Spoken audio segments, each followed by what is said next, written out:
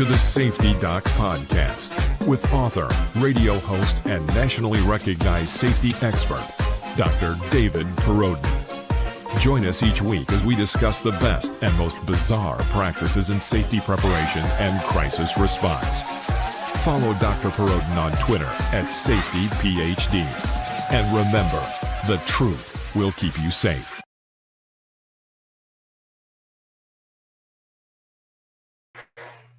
Hey everybody, it is your good friend Dr. David Perrodin from down here in the North Star recording studio. Side by side, I've got the pilot cam over there just so you know that it is there.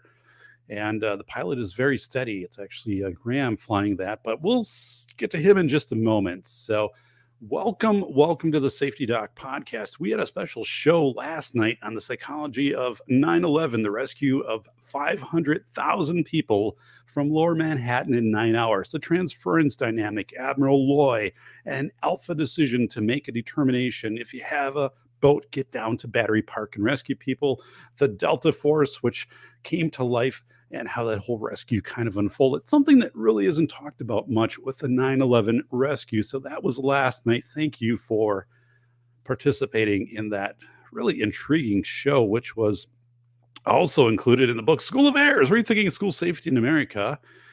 3 chapters about that rescue, the doc here working with the folks at the Department of Planning in New York City. And we unpacked that, right? It was Rocky IV in 1985. Have to do with the rescue of 500,000 people in 9 hours. But you know what? We are on to a show tonight with a guest that I'm very excited to have on this show, right? We've done a lot of prep work for this. Graham Wilson, who I'm going to bring into the studio in just a bit. He's landing. You can't do both of those. You can't podcast and land at the same time. He'll taxi in, and we'll have him here. But I really enjoy his channel. He has some kind of vintage stuff on his channel, which is absolutely hilarious from the 2010-11 era. And now he's been doing podcasting of different aspects of being a pilot, right? And especially like a flight instructor, and the nuances of pilots, safety, and how those interface. So I'm going to welcome our good friend Graham Wilson to the show. Graham, welcome to the show. Hey, Doc. Thanks a lot for having me. I'm really stoked to be here. It should be pretty cool tonight, I think. Yeah, this is awesome. So as I was telling Graham, although he's in Canada, we do have a difference because I am located only 8 miles from the sun, as you can tell by this picture that has a white balance of 97% from my webcam, which apparently is unadjustable. But with that in mind, I'm okay. Everybody's like, put on sunscreen, take off the sport coat. And I'm like, it's an illusion, right? And it's one of those things when you're flying, you probably see like the artificial horizon. It's kind of what we're at right here. So let me tell you a little bit about Graham. So Graham Wilson is a freelance flight instructor in Windsor, Canada, whose YouTube channel is Super Pilotish. And I have an entire blog post that will come out on Safety PhD tomorrow about this show. Most of it is already in the show description if you want to kind of get a head start, but it's all ready to go. He has worked as a chief flight instructor, chief pilot, operations manager, and was formerly an accredited Transport Canada pilot examiner. He has worked various jobs in manufacturing, the service sector, and was formerly a school board trustee.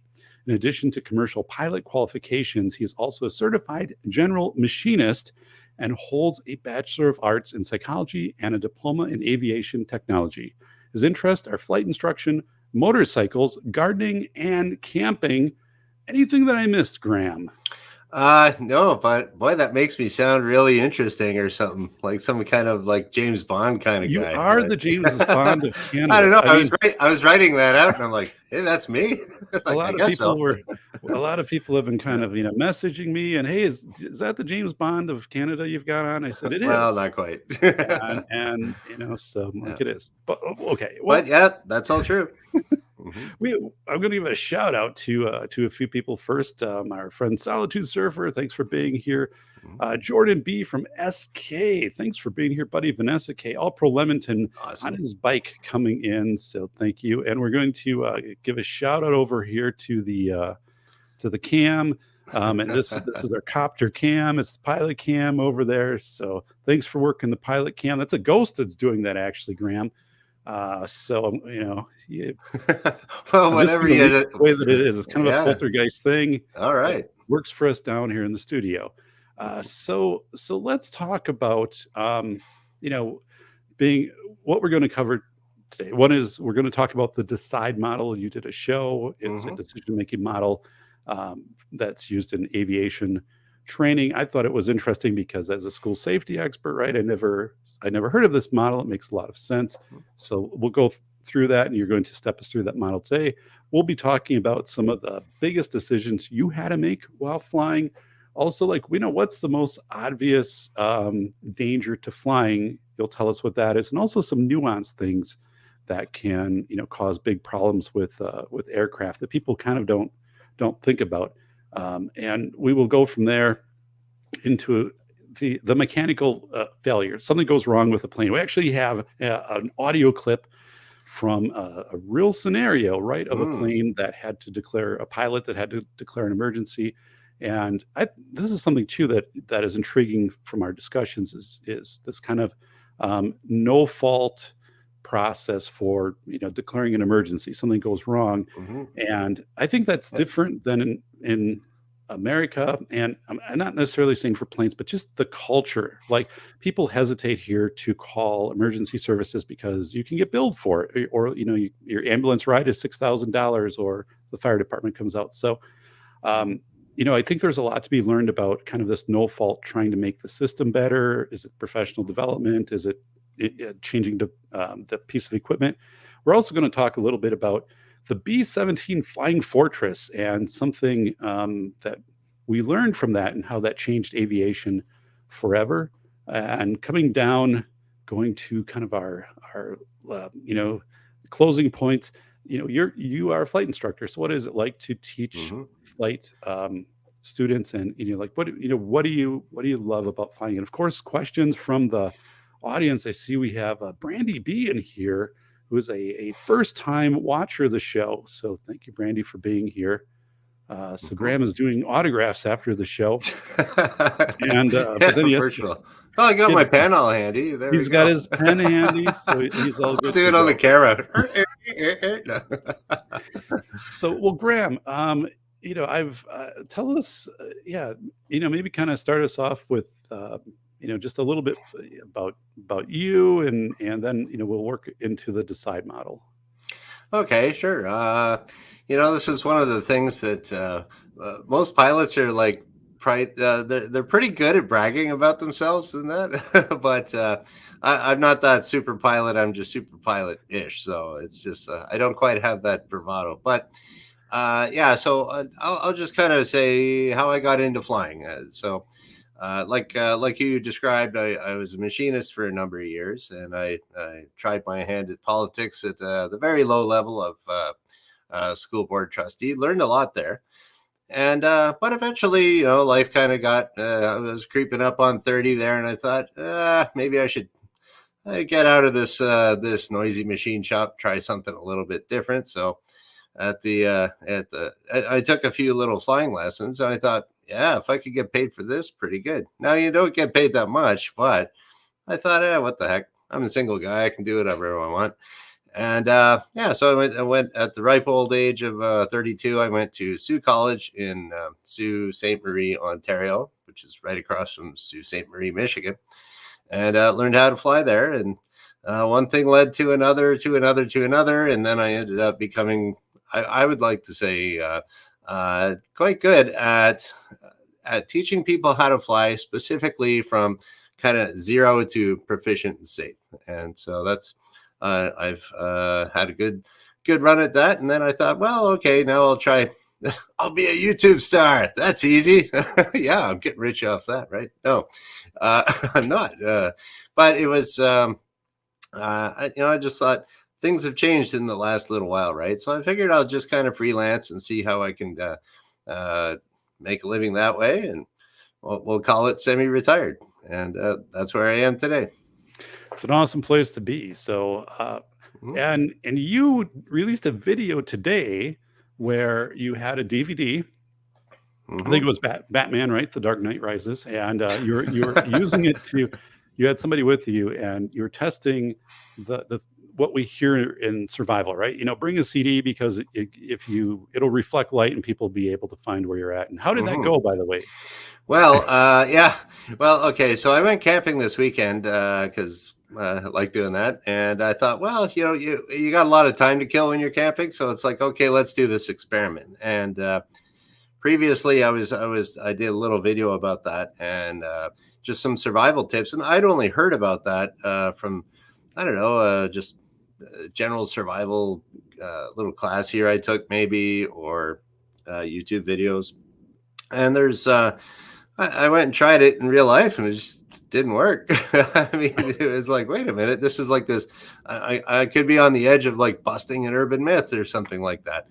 But I don't know if we didn't do it right or whatever. But it's the only. I just posted the video today. It's the only one that I could really find on YouTube that had a real life experiment where you can shine it on. I was shining it on trees and shining it on my car and little shadowy stuff, but not very far.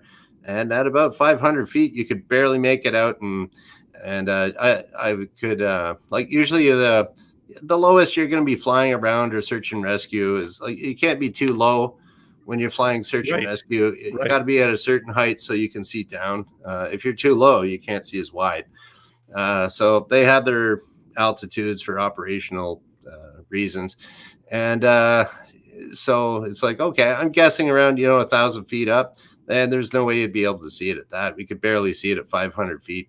And you can check that out on the Super Pilotish channel if you want. And that's, it's an interesting thing, right? Because we think about safety and what should you pack? And we hear, well, the CD was one thing. And I shared like a whistle, because the universal sign for distress is like 3 whistle blast or right. Oh, there's all kinds of really good safety tips out there. That was a good one. Thanks. Yeah. So and then and Graham was kind of into this. He's like, next week, that scene in Jaws where you shot the oxygen tank and exploded. He's like, I'm not sure that would really work. So I'm like, oh no, Graham. I mean, that's kind of taking it to a different level and really be safe. When you're trying that but yeah, so that's an upcoming video, man. Well, not really. I got arrested for that, man. I'm in Canada. Maybe if you're in Tennessee, that'd be a regular weekend. Oh my goodness, sounds like fun. Actually, you've never been to Inglewood, California, my friend. So we have this. There's a model, right? It's called the DECIDE model. Of basically, so you're in a plane and something goes wrong. So again, as a flight instructor, this is something you teach to your students, something that was taught to you. And DECIDE is an acronym, but so the purpose of this, if I'm correct, right, is to give you a kind of logic loop that you work through and to hopefully the person isn't panicking that they're going through and being able to identify what is happening in certain steps. So I'm going to take myself out of the screen and have you talk about this DECIDE model and sure, maybe give some examples of that. So okay, let's we'll do another. This will be a little bit of a rerun of what I did a few weeks ago, but I think I'm going to use a little bit more of a. The DECIDE model can be used on any time that you're making a decision. And the whole idea of it is that you're going to have an organized way of doing it, not just haphazard. Oh, let's do this. Oh, I remember doing that before. I'll do that again. And especially if you have 2 crew in the cockpit, you might have dissimilar backgrounds. And so if you have a consistent method of deciding what to do, you're not going to get that haphazard dealing with it. So without further ado, I don't have a whiteboard, but I do have the cardboard. Here we go. Got this. Actually, got this cardboard from across the street. The neighbor's moving, and she put it out front. And I'm like, yeah, actually, got little airplanes on the back. That was from a different show. Okay, so we're gonna go through the DECIDE model. Okay, I was thinking about this. I did on a previous show. I was talking about how you could have an alternator failure in your airplane. But I was thinking of something else here that just to kind of go along with just general safety, where you could use the decide model for anything. So because Doc here is the school safety expert, I'm going to use a little a theoretical example of what could happen and how you would apply the decide model if you're a school bus driver. So, okay, so the D stands for detect.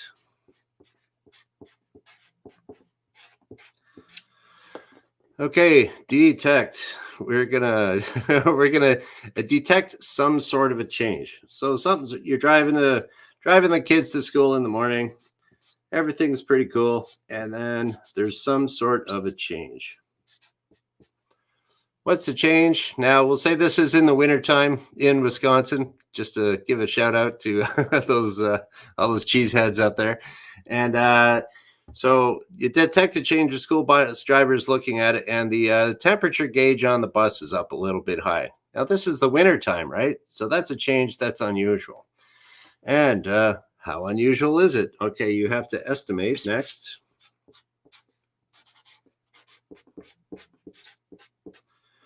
Okay, so you're going to estimate how risky is that to me right now? Risk level. Okay, well, you got to, and let's just say you're going down the interstate and maybe it snowed. It's the shoulders are kind of okay. They're kind of plowed, but could you really pull over if the bus breaks down? You're estimating your risk here.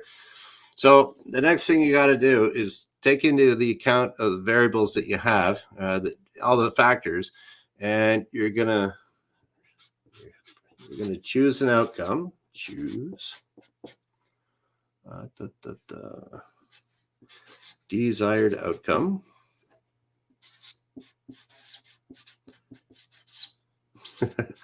Nothing but the finest neat printing here. Outcome. All right. So you're thinking, okay, how risky is this to pull over on the side of the road? That could be pretty risky. But what do I really want to do here? I want the desired outcome is for those kids to get to school on time, nice and safely. So this is where I identify how we could do that. So identify. And so solutions. And this is the part of the decide model where you're going to be making a plan. Okay. You've chosen your desired income. You're getting the kids to school on time and safely. Okay. What are the solutions here? Now, the bus is still running okay. So, you estimated the risk level is not too bad, but it could get worse, right? So you're going to make up your plan. Okay. You're going to, you're just going to kind of keep an eye on it here. And maybe you'll, reduce your speed a little bit, see if that changes anything. So you're going to do the action here. I will say necessary actions.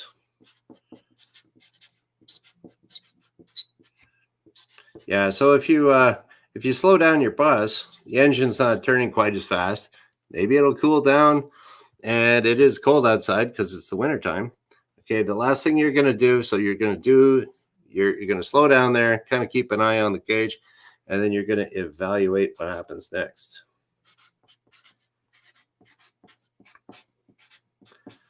And this is where you're going to be monitoring the situation.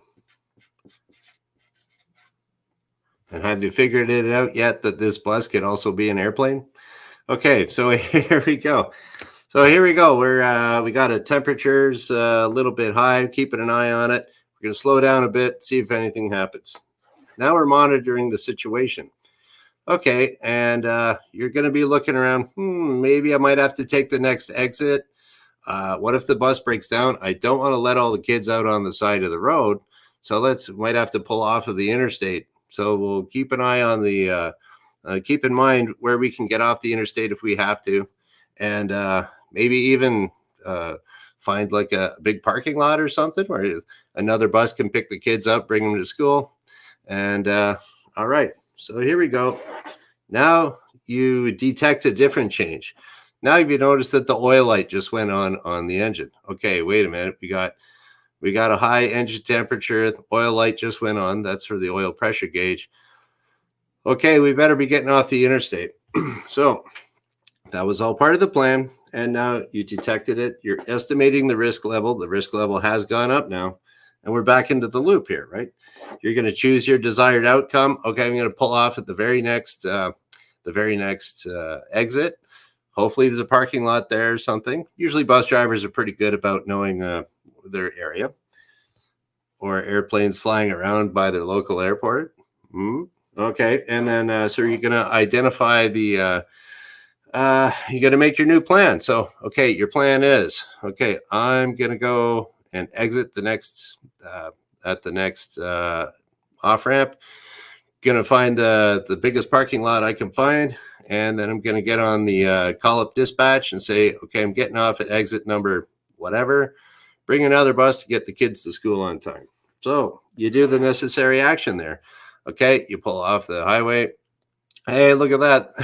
there's a McDonald's. They're everywhere. Walmart. Yeah, they're everywhere, right? So, okay, nice big parking lot. You pull in there, and then, okay, we're gonna monitor the situation here.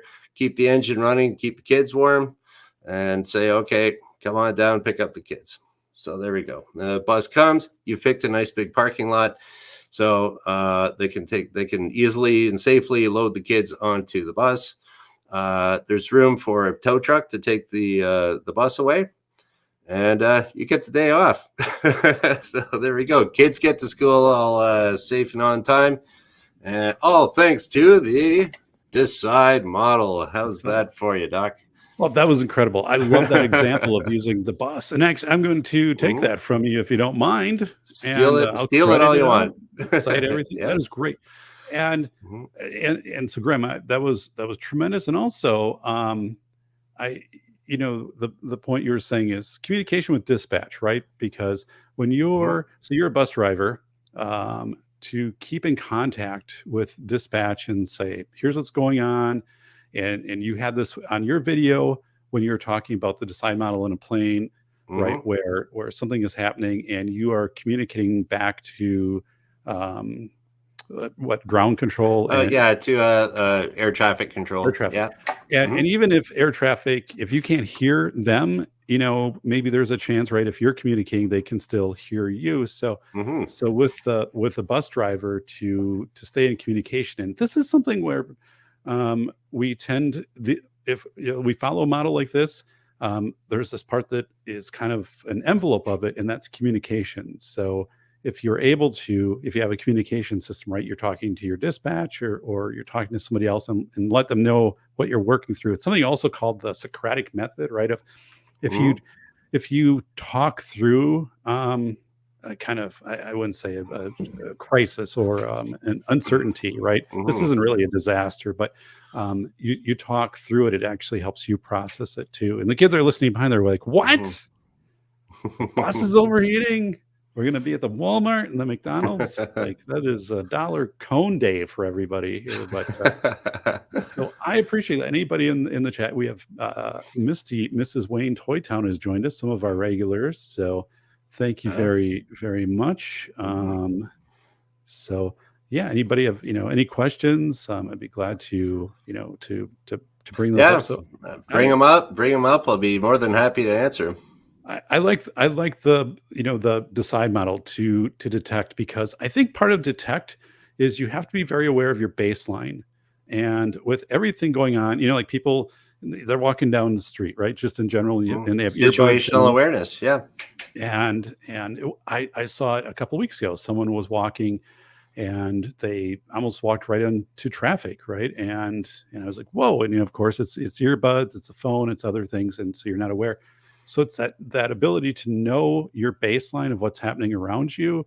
And this could be weather, right? Wisconsin and or Canada, right? The weather can change, and it can absolutely very wild. But to understand where your baseline is, and then change from baseline. So you're measuring, like you observe on the bus. Okay, it's on the just fringe of the red area for hot, and it's like, okay, now that's when I recognized that was the baseline. And now 5 minutes later, it's flashing faster, and it's almost all the way over on red. So it's a change from baseline. It's not static. So um, and then also to timestamp those things, I think is important. If you can tell people this is I'm seeing this, and it is whatever time, and then that gives people an idea of how quickly a situation is changing. So Mhm. this is an awesome model. I appreciate it. I'm going to use it. So let me go over to we have a comment here from Bacon in the Ah, chat. Mr. Bacon. As, Excellent. as an I'm aside, subscribed to him, are you? Yeah, well, He, yeah. he he has his shows, yeah, Friday night, and he starts them at 10 and ends them the next morning at 7 a.m.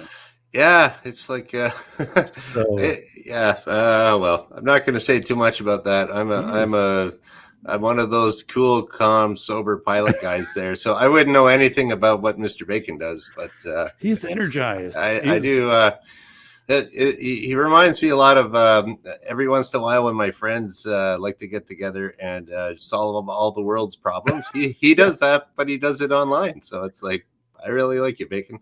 And I don't know, Bacon, if you've been maintaining your blog post, but he had a very, I thought, articulate blog post going on during the pandemic. And Bacon was a guest on my show, and we talked about pandemic lingo, or a lot of new terms that people had to learn, such as safer at home, social distance. Social distance became a lexicon word. So if someone said it, Mhm. you knew you had to be 6 feet apart. And he was doing an inventory of these things. A really great show. And Bacon was also a guest on my show the night that Wisconsin burned. And Nick Schulander had his door kicked in and had to fight somebody Mhm. off with a can of Spam in order to keep his guitar, which was made of cement. It was just a crazy night. But let's see what Bacon says. If my oil light comes on, I'm running the engine just long enough to get within landing distance. Could mean the pump is out, and nothing kills an engine faster than oil starvation. Is that That is absolutely 100% correct. And we teach that I teach this scenario not with the school bus but with the airplane. And so yeah, Mr. Bacon's all right on that one. okay? Yeah, so what you're looking at is you'll usually say if you have a low oil pressure, a high oil temperature, there's no liquid cooling in airplanes, it's all air cooled. Oh, But okay. there's an oil temperature gauge there too. High temperature, low pressure, that means chances are you don't have any oil starvation, like what the GED Bacon said. I'm going to keep it all nice and child or what do you call it, rated PG, unlike his show.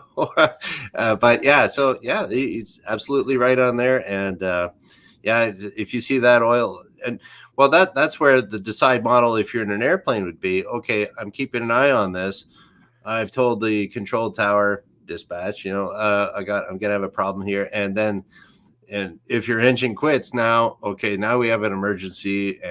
But in the meantime, you've been looking for a field that you could probably glide into, or Sure. you get into the first airport you can possibly find.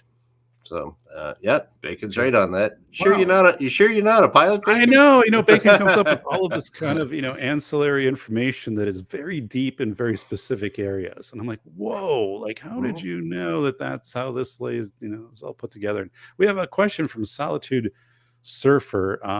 Do planes run full synthetic oil? So, yeah, Okay. Well, yeah. So for airplanes, the that oil debate is kind of the same as like for older motorcycle engines or car engines. Okay, usually airplanes do not run synthetic oil. Some do, but generally they stick to how would we put this? Old school oil, I guess. It's airplane engines are actually a very old design, and they're very they're not high compression. Everything about the airplane engine is designed for reliability. So, say you burn a little bit more gas, or all airplane engines actually consume oil. So, if you have a really expensive synthetic oil, it's going to bring up your operating costs quite a bit. So generally you don't have that. So you would have, but yeah, so the cylinders are all loosey goosey. So nothing's tight, nothing binds. And like you could lose a cylinder and the engine will still run. It'll just be rough. Uh, so, I mean, if you totally blow it off, it won't. But if you lose compression in it, the other ones will pick up the slack. So it's everything on the engines have been tweaked out over the years. So they're absolutely super bulletproof, reliable. And so I would say I have heard of some people running synthetic oil, but the long pilot answer is you can do it, but it's pretty expensive and not many people do. Okay. So I would have thought it'd be the other way around. So that's interesting. Mm. Well, you figure if you're up in the air, who cares if who cares if your engine lasts, or how would you put that? You get another 2 knots of speed, but your the engine life of it's gonna go down by 500 hours of operating time. They've just, all the engineers have been working on that. Like all the little airplanes you see flying around, no kidding. There's those engines. You look at a plane from 1925, the engine looks pretty much the same. It looks like a Volkswagen Bug engine. Is what it looks like. So Yeah. you talked about that, and one thing we talked about, and a question I'm probably going to preempt from people is, how many people try to put a car engine in an airplane, right? And you said there's also Hmm. reasons to maybe not do that. Oh, you saw that But video, eh? right. But yeah, tell me what you see on that. Yeah, well, this is it's a touchy subject. 'Cause some Right. people, well, for pilots, the guys that you are allowed to actually build your own airplane, and periodically, someone from, I guess in the States would be the FAA, would come by and take a look at it. It's like, is that wing going to fall off? Yeah, okay, you might want to stick another bolt on there. Or here in Transport Canada, up in Canada, same thing. So the thing is, people will put car engines into airplanes because they can.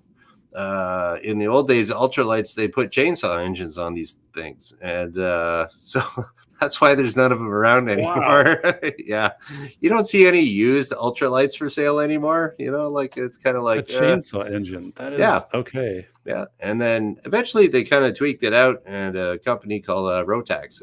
Now they have like certified aircraft engines, but at the time, people were just sticking on chainsaw engines and letting it rip. And then, so of course they'd conk out, but it was a cheap way of getting around, and so and that's the whole thing. It's all kind of airplanes. It's kind of like cars, where it's a cost benefit thing. Faster you want to go, more money it's going to cost you. You want to save a lot of gas, well, you won't be going that fast. Right. So yeah, it's all a trade-off like that. Or if you want a really fast airplane, well, you're going to have a longer landing and takeoff distance. If you want a really short takeoff and landing distance, you'll have a slow airplane. It's all a trade-off with that. So I hope that answered the question. So I have a question. Let's go. It did. It did. Let's go back to the Decide model, right?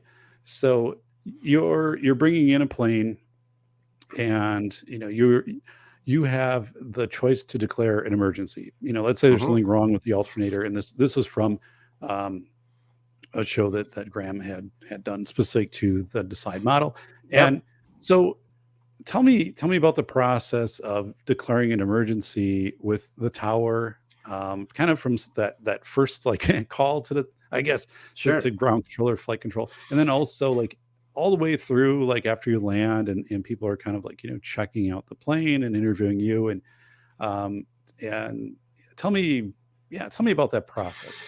Okay, well, I'll tell you a little story about Okay. there was where I used to work. There's one of these guys. He was studying and practicing to get his commercial license. He had already got his private pilot's license, so he could go fly around on his own. So he's just getting some more hours.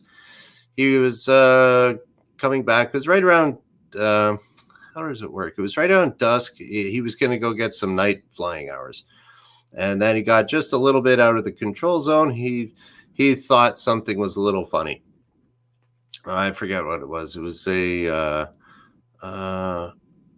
forget exactly what it was, but it turned out to be inconsequential. Okay. But he wasn't sure, so he said, "Oh, I see this warning light go on." Okay, so he said, "Okay, I'm immediately going back to the airport." So he told them, I've got this, I think it was a vacuum failure, but there's 2 vacuum pumps. So one was redundant. So it was okay. I think that was it. So he didn't know really too much about the airplane. So he's like, this is no good. I'm going back. Turns around and he told the control tower, okay, I'm having a problem with my airplane. So when they hear that, I mean, they're not all pilots that are air traffic controls, but when they hear I have a problem with my airplane, they think, oh boy, Right. do I call an ambulance or what? So he said that, are you going to declare an emergency? And then the kid was thinking, well, yeah, I guess. So anyways, the engine was running fine. He's fine. He made it back to the airport. They gave him a priority to land. So he was number 1 for the runway, came in. He said it was really strange because he was landing it was on a great big long runway. So he was landing a little bit longer, not right at the beginning. Okay. So he didn't have to taxi so far to get off. And right at the very end of the runway, he was coming into land and he looked down and there's 2 fire trucks there just waiting for him. Then as soon as he passed, they got out on the runway behind him and he could see him like just burning out there. And then he came to slow down and they were like right there with him. So they kind of scrambled the fire rescue people, firefighters, I guess, at the airport, and everything turned out fine. Now, because I was the boss at the time, I got to deal with, okay, what happened here? He told me the whole story. He did declare an emergency, kind of reluctantly, but still, right thing to do. I don't know. My airplane's not running good. It's an emergency. Right, so. Right. No harm, no foul. And then, there was, no real follow up on that. I had to kind of explain to him that it was like, okay, in this plane, I'm pretty sure it was the vacuum pump that went on it. Because I know there was 2 on that airplane. And so if one fails, the other one still runs. Your instruments work off of that. And okay. I'm pretty sure that's what it was. If it was anything really drastic and Transport Canada was asking me for questions if there was an accident, I'd remember that. So right. It was like, but I'm pretty sure that's what it was. And still declared an emergency. Was it an emergency? Well, better safe than sorry, right? So Transport Canada, for anyone who's listening in the U.S., that is the equivalent largely of the FAA. That's basically the equivalent of the FAA. Yeah. So declaring an emergency, and then, afterwards, in some cases, like it's going to be, I think the example in your podcast where you said an alternator. So is it the part that failed, or is it something else with a training with the procedures that the pilot did that caused this to happen, and can it be remedied by training? But it sounds, so this is something that sticks out when you're talking about this, because it sounds like people would be less hesitant, although, there's some hesitation, right? If like, do I really want to call this? But of the way that you're trained, and you talked about this of primacy when we had a discussion, if your flight instructor is saying, hey, if something's not right, right? If you're going through and you're running your decide model and something isn't right here, go ahead and declare, that emergency. Mm-hmm. And I don't know if everybody has, where people's tolerance level, their threshold is on that to do that. And then also, I guess the consequences of it. And we talked about it before. I see more people when I work on Saturday. I taught, first year school superintendents, and we have different case studies we go through. And there's a hesitation because, will I get charged for these services if they come out? Will also the services kind of be upset, that I brought them into this, and I think that's really an essential part, because it transfers to anything, right? It transfers to someone, that you're with saying, boy, my arm is numb and my back is sore and my chest kind of hurts, but it's probably nothing. and and you're like, whoa, like I'm declaring an emergency, we're calling 911, Yeah. and that could be a heart attack. And if it's not, then, maybe there's something else that's going on, or it just was, it fell into that pattern of being outside of your baseline, right? Because Mhm. it's not the way this person feels every day.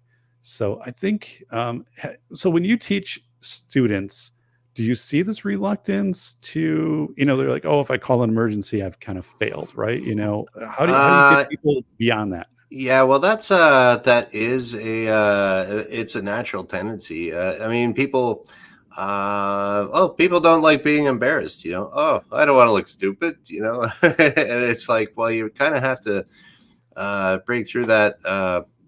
I guess you would say, like, to declare an emergency, you're not stupid if your engine's on fire, Right.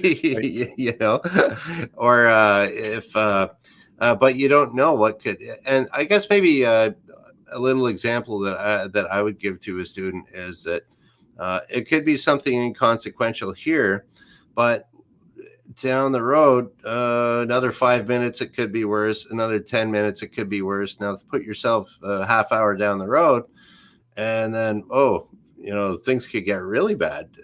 So Right. if you nip it in the bud and take care of that, so it's not really, Right. it's not anything to be embarrassed about or anything. Another thing too is that a really big one that even really seasoned pilots are really bad with. I did a little video about, here in Canada, we call it an overshoot. Everywhere else in the world, they call it a go around, where you're going to come into land, things aren't looking right. And you just say, no, not going to land. And then you give her the power and go fly around and try it again. Well, Right. a lot of people, they think, oh, if your approach is bad, the wind's junk, you're bouncing it off the runway.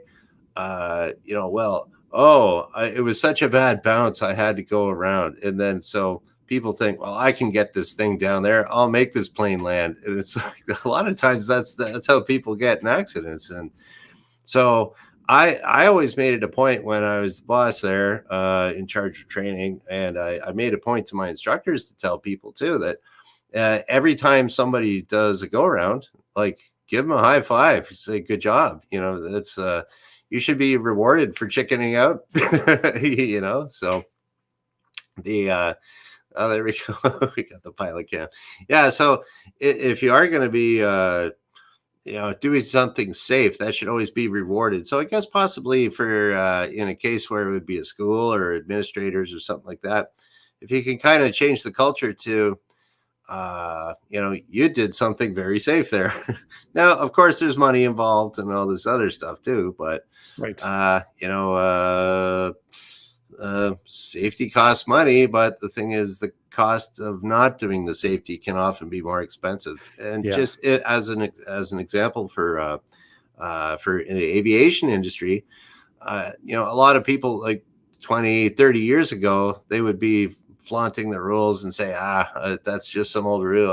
I'm up in the bush here. There's no Transport Canada inspector around.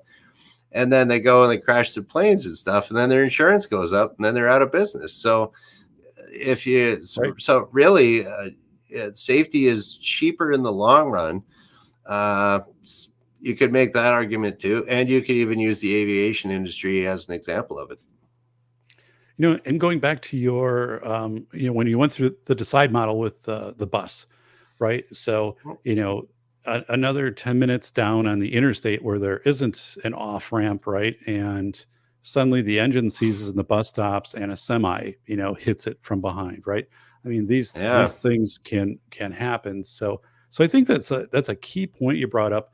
That I want to reiterate is, right, in that moment, where you were at as that situation was developing, you have to stop, or maybe have someone external who can look at it and say, right, but if this would have played out another 5 minutes, another 10 minutes, 15, 20, this could be where you could have been at, which was a Hmm. lot harder than, your options are limited, right? And it can be much more severe. I don't think people think about that, right?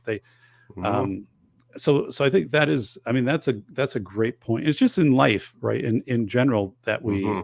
live by these things of recognizing, right, detecting, and then going through and making our decisions. And there's no shame and no blame in calling that emergency, because we have professional discretion. We're trained in this, right? If you're a pilot, you're trained, you're Mhm. understanding, you're detecting that something is wrong. If you're a bus driver, right, you're detecting something is different than your baseline, and to call that and to have it reinforced, like from people up above, right, which seems to be the culture in Yeah, Canada. leading by example is absolutely huge. You know? So if this were to happen, say, and I think the word you were looking for before was a non-punitive Yes, safety system. right, So all of aviation is a non-punitive safety system. So it's not the person's fault. There's a flaw with the system where maybe it wasn't providing enough training, or it could have been something else. The limitations for the weather were not good for that region of the country. We should tighten that up. So yeah, so for the just to kind of go back to your right, non-punitive thing, and so right, that gets into what you really want to call in aviation, whether it goes right from the airlines down to little flying schools, charter operations. They're over. It's taken a while, but there's been a safety culture that's developed. So once the culture is there, then it kind of takes care of itself, and everyone knew coming into it, as the old barnstormer guys go out of the, as they were just getting disappeared back in the 50s and everything. It all kind of came around to safety, and a lot of that came from the military too, because during during World War One, when they were training pilots, they were losing a lot of pilots because they were crashing their planes. So right. they improved their instruction a bit. Then in World War Two, they're losing planes all over the place. They lost more planes in training than they did by getting the enemy shooting them down. So now they weren't as expensive planes, but they still lost more. So, and then what happened was after World War II, they went through all these accident investigations. And this is what they did in Canada, anyways. And I know a guy that did this, an old guy. And so they took all he was a young captain, and they said, "Here you go, captain. Here's all the crashes. Boom, develop a safety system." So he and a few guys got together for the Wow. military, and they looked at, okay, what's the common causes of what's the common causes of all these crashes? And so they said, okay, let's make these rules for the military. And eventually it kind of went through the years, and that all kind of got worked into NATO countries and Canada and everywhere. And it was the same thing was going on in the United States too. All the NATO countries were taking care of we're doing kind of all the same thing. So that's really where the safety culture came from, way back when. Came from military to civilian, and then and on to where we are now. So there's two things I wanted to bring into that, and then get we have some great questions in the chat, right? So you talked about World War One and World War Two. What was learned about aviation, and in World War Two, the Flying Fortress, the B-17, was being crashed at a higher than anticipated rate, right? And it would be things like pilots bringing the plane in for a landing, and they would crash it. And it was, and I don't know what this person's role is. It was a cross between a psychiatrist and an engineer. So a psycho-engineer. I don't know what it is. This person's job. But so the pilots were getting blamed, right? Careless pilots, and wrecking these planes. And ultimately, what was discovered was a few things. One, the layout of the controls in the B-17 Flying Fortress were different from plane to plane. And so if you anticipate something to be right here it might be over here, and so that was one thing, that the cockpits were laid out differently. And the other thing was, as they were talking to pilots, and the pilots would say, like, every knob, every control is like the same. It's the same design, same size, same. So like the location is just slightly different. So if it's dark, right, you're trying to land, or something else is going on and you're occupied, you can't feel your way around the cockpit very well. So what they did is Mhm. they adjust it, and they had different sizes. So something would be round and something would be elongated, and something would have bumps on it and whatever. So like you could fly by feel. And what happened? Significantly fewer crashes because the pilots knew the orientation of the planes, right? So I thought that was an amazing thing. It's also going to be in the blog post, and I'll link out. There's an article to that, but that was, in Mhm. World War II. But a heavy blame initially, kind of on the pilots of, hey, you're being careless, take it easy, Mhm. and then Oh, everyone always likes to blame the pilot because right, that's an easy one. It's just like you're fired. Hey, that's easy, right? It can't be like, let's redesign the entire engine. Like so it's cheaper to just blame a fire and get another pilot to go in there and crash the same plane. But I'm really glad. Yeah, before we went on here today, you were telling me about the B-17. Now, I always knew that the in in airplanes even today is that the landing gear, it's a little circle, it looks like a wheel, feels like a wheel. You can feel the tire on the outside, it's a little thinner on the inside, so it's like a wheel. And the flap is like a flap, so it's a little square. And it's even tapered just like a flap is tapered yeah, at the back of the wing. So I always knew that. And then there's other things that are different shapes there too, but I didn't know that until the safety doc told me about that. It came from the B-17, and now I got another story to make me look good. Thanks. it did, yeah, and I'll share that link out Mhm. in the blog post tomorrow, and that was a story that I found a couple years ago, and I use it when I teach school safety and say, so if you have 10 buildings in a district, right? But one might be a 4K community site that's in the, basement of a church, and then you have elementary schools, a couple in a middle school, high school, that what you have for safety should be pretty universal across these settings. And it's also the reason why Mm. we have when you have a door needs to open and with a single motion, either turn the handle or in a public building, or you have to pull a lever down. And actually there were bills that were coming out in states in the last couple of years of saying we want to change that. We want to have where if a door, if it's locked because of intruders and basically intruders, right? So you'll have a lock, but then you'll have another lock, and maybe there'll be like a keypad. So you have to type in 374, wait 10 Mm. seconds, and then press the red button and then pull the handle down.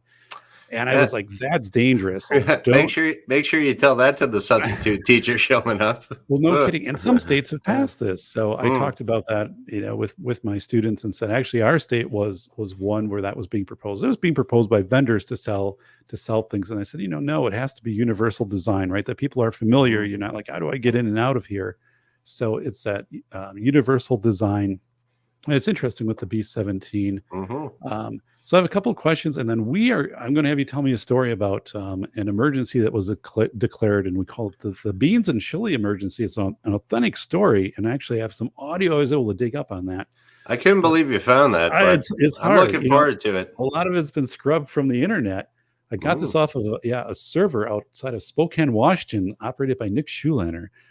Here we have a question though from Spambot Fodder. Noise canceling headphones don't cut it for buzz airplanes. Anything with that? I have heard that. So if you got your active noise reduction A&R headphones, yeah, I have heard in the older, louder, open cockpit airplanes, even like trying to think of some like a Tiger Moth maybe, or a Stearman, or kind of or even your ultralights and stuff like that. Yeah, the ideally what you want to have for kind of those noisier, I don't know, buzz airplanes, I guess. Let's just put it this way, is that for some aircraft, noise canceling headsets are absolutely fantastic.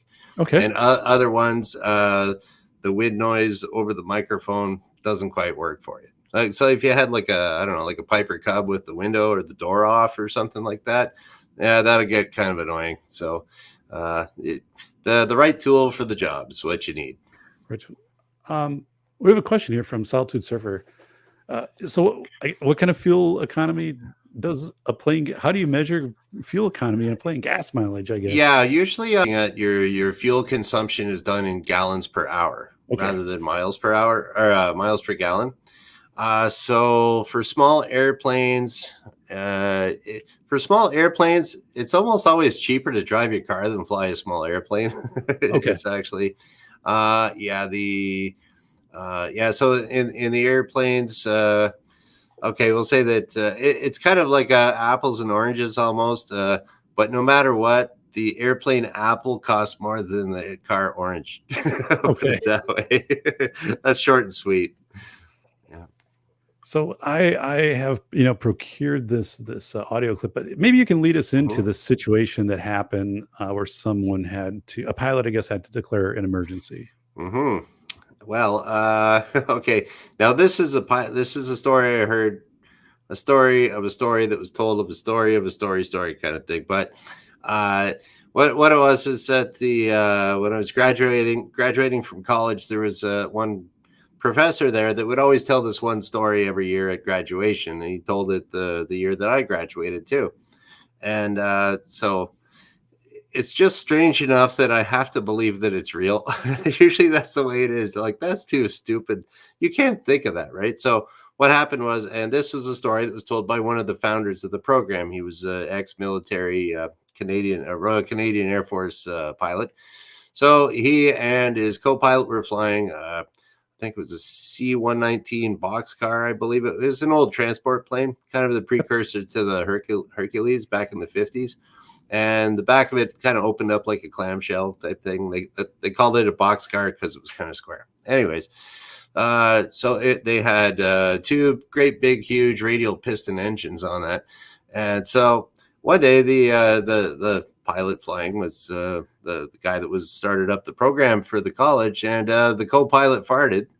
And of course, he detected a change. Detected a change. So using the Decide model before it was even invented, he decided to ventilate the cockpit for the strange smell. So he opened up, they had sliding windows there. So he opened up the cockpit, and his hat flew out the window right into the intake of the engine.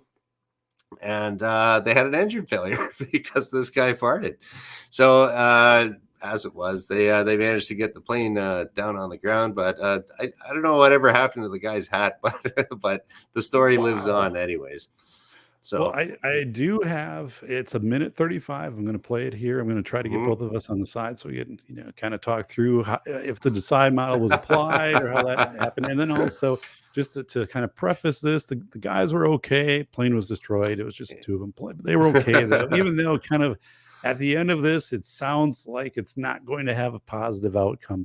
Everybody was okay. So I'm going to bring this up. So yes. yeah, Graham. So okay.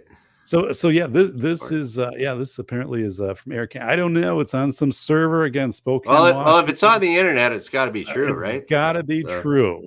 Cool. So everybody, yes, tune in carefully. So this is live from, I guess, a cockpit recording. Then we have some, what is it, from ground control, giving some direction back. And it seems to me though, at the end of this, the decisions were made pretty fast.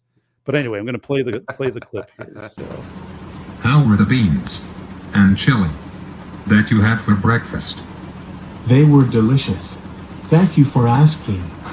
But now I am very gassy. I'm sorry to hear that.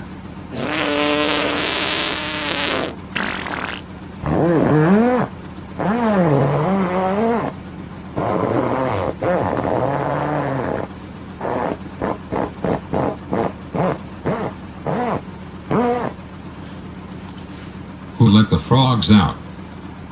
Pew, that stinks very bad. I have to open the window. Oh no, my cap flew off and it was sucked into the engine.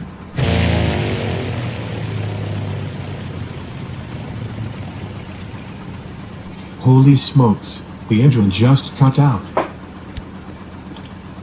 We should use the Decide model to help us make the right decision. Mayday. Mayday. I am declaring a beans and chili emergency. Please advise for landing.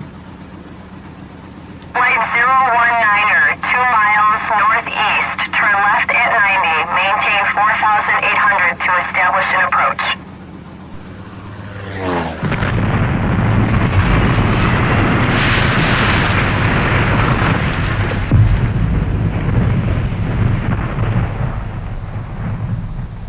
Engine 5,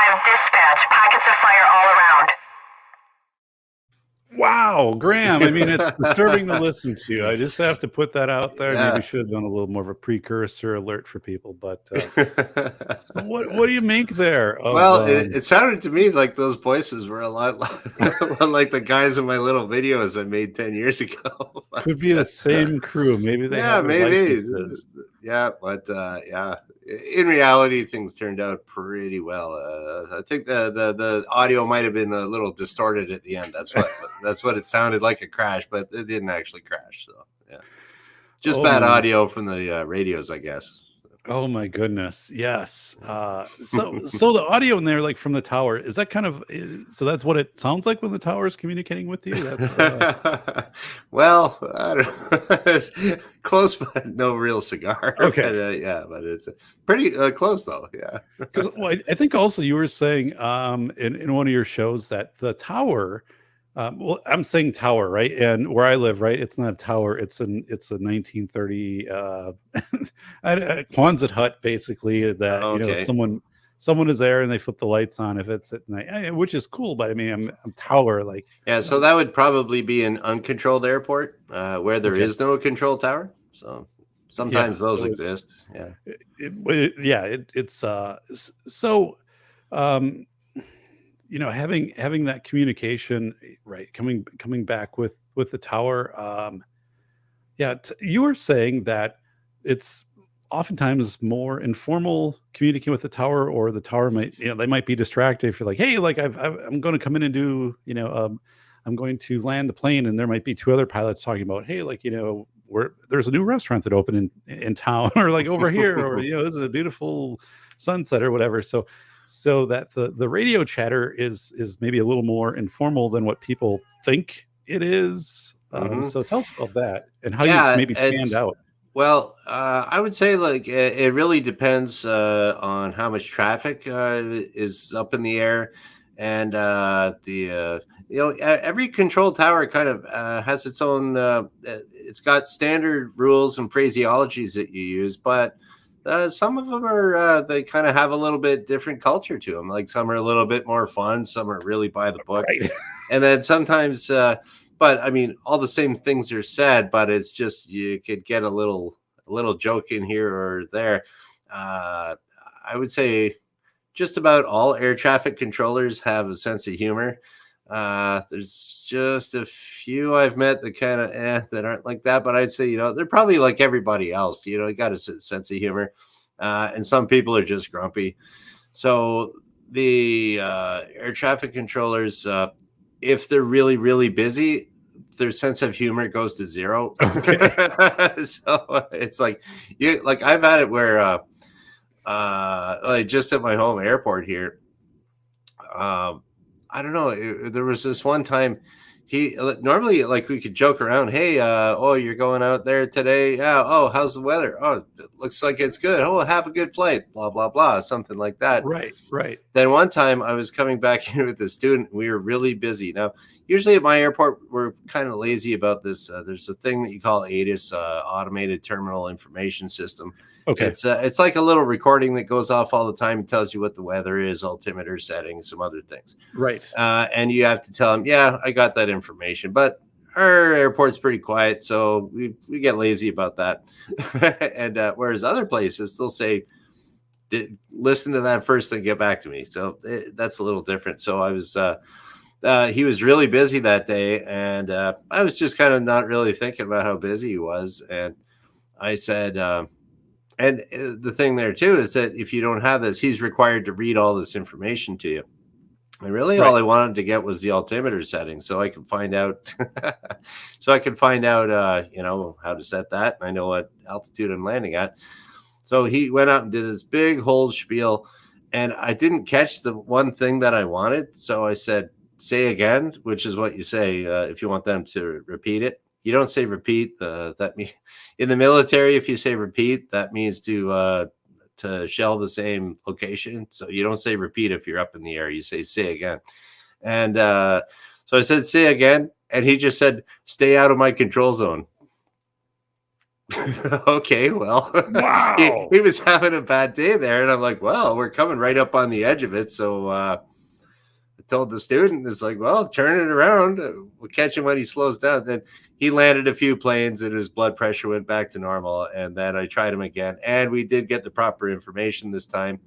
And he just came in like nothing happened. But that was, it's when it comes to them, they can't, like, if they're really busy and their stress levels going up, don't bother joking around with them at all. We'll just say, get out of here. That crazy. Yeah. And then if you really wanted to be a jerk, you could say, I'm low on fuel, let me in. Declare an emergency. But I don't do that. That's something that after a few beers, you start talking to your pilot buddies and going, if he does that, I'll do that next time. No. And then you never do. Everybody in the aviation community, 99.9% of us, we're all working as a team. Just, the pilots don't want to wreck any airplanes, and the air traffic controllers don't want to do any paperwork, just like the chief flight instructors don't want to do the paperwork either. The best way to do that is just keep everything safe. So, wow. I'm trying to put myself into, kind of someone on the ground who's a little bit overwhelmed and stuff like that. And you're like, tell them a joke like, hey, ground control, what do you do with a rhinoceros with 3 balls? And then your ground control's like, I don't have time for this, but what? You walk them and pitch to the elephant. And they're like, okay, that's good, but land the plane. Like, I got a lot of stuff going on here. So you're talking about, we're talking about fuel in planes. And this is something where what is one of the obvious dangers to flying? And when we're talking, you're saying it's fuel. So or the lack thereof. Or the lack thereof. So tell me about that, because there were 2 ways that you can look at that we talked about. So tell me about that. Okay, well, you want to talk about fuel and the lack thereof. Yes. Okay, so when it comes to flight safety for little airplanes, the little trainers and general aviation aircraft that I fly. Back when I was in college, we were doing a study on aircraft accidents, and we found out that approximately 30% of the accidents were caused by fuel starvation, 30% were caused by bad weather, and the other 40% was various other causes. So if you're talking about having enough gas in the plane, there's a 30% chance of crashing. If you got no gas, there's a 100% chance of crashing. But if you're up in the air, so if you can make sure you have enough gas, okay, that just cuts your chances, your odds of accident, like, down by 30%. But I was thinking about this too, and I'm gonna have to come clean with you. I'm gonna tell you how I almost ran out of gas. Okay. Okay, we didn't, but so I was flying with a student, and same age as us, and he was a pretty accomplished pilot. He'd gotten his private license, his commercial license, but he had a job as kind of a high-level manager at a multinational corporation. So he's a really accomplished, really motivated, smart, like Superman kind of guy, and he owned his own airplane, and he's been flown all over the place. So here I am trying to teach him how to teach people. And he did a great job. He's a part-time instructor now, actually. But he was so good. I hardly had to teach him anything. You just show him once and he could do it perfectly. So it's like, this is easy. Let's go for lunch. So we just go boot off and go around, go get burgers and stuff like that. That was awesome. So one time we were coming back, we checked the fuel in the plane. Beautiful day. And we just thought, okay, well, we'll fly up here, go for lunch, and then we'll come back. We'll consider that navigation instruction. Okay, sounds good. So we go up there. How much gas is in the plane? We could probably put a little more in. No, that's good enough. It's only hour and a bit up there, hour and a bit back there. Okay, we got 3.5 hours of gas probably. We should be good. So we went up there. And before we left to come back to our home airport, we dipped there's a little stick that you usually have, and you put it in the gas tank just to make sure that you know exactly how much fuel you have. This little stick with markings on how many gallons are in the tank. So we did that. Oh, we got lots of gas. Okay, and came back, and then but we noticed that it was going parallel to a highway, and we noticed that boy, we're not going much faster than the trucks down there. So it's like we must have a really big headwind. They didn't forecast it. It was a beautiful day. It was just really windy. So I was like, we're getting kind of okay. I was thinking to myself, this could be weird, because I'm looking at the gas gauges for each tank. There's two wing tanks. And it seemed a little bit lower, and we passed this one airport. I know they had gas there, and it's like, well, we'll just kind of keep going here. And then we both of us were kind of talking to each other, like, wait a minute, if we have that much fuel, and that's why we measure things. That's why when the question before was about miles per gallon, we do it in gallons per hour because okay, how many gallons do we have? So now, how many hours can we go flying for here? Well, we only had maybe about, I don't know, a half hour worth of gas we could kind of figure out. And it's like, wait a minute, that doesn't work out with this strong headwind and everything. Right. But the weirdest thing about this, and this is like where, I mean, we could see the airport. It was right there. There's the airport, and our fuel gauge is down here. And it's like, well, it really messed with our minds that it was like, okay, there's the airport, and we don't have enough gas to get to it, but there it is. It's so strange. But we just knew, and I was like, we got to turn back to that other airport and get gas. If we turned back, we'd have a tailwind. We'd get there in 2 seconds. So I was really humming and hawing. I was like, oh, geez, we're not going to make it, but there's the airport. And my brain was playing tricks with me. Now, the other guy, he said, that's it. I'm turning around. We're going to the other airport. And I'm like, yeah, let's go. So he kind of, I probably would have come to that decision a little bit later, but and that really made me, that really shot my ego down because I was the expert instructor. And this guy, he made the proper call. And if I kept going with my thinking, I would have crashed the plane, Yikes. And it's like, how did he do that? But the thing is, and okay, this is how I make myself feel better. Okay, you always learn something new from everyone you fly with. Even if you're a 30,000-hour pilot, you could fly with a 500-hour pilot. He'll tell you something about landing a tail dragger that you never know. So I figured, okay, I shouldn't feel so bad about this. The guy, he has he has all kinds of experience doing cross country trips, going from.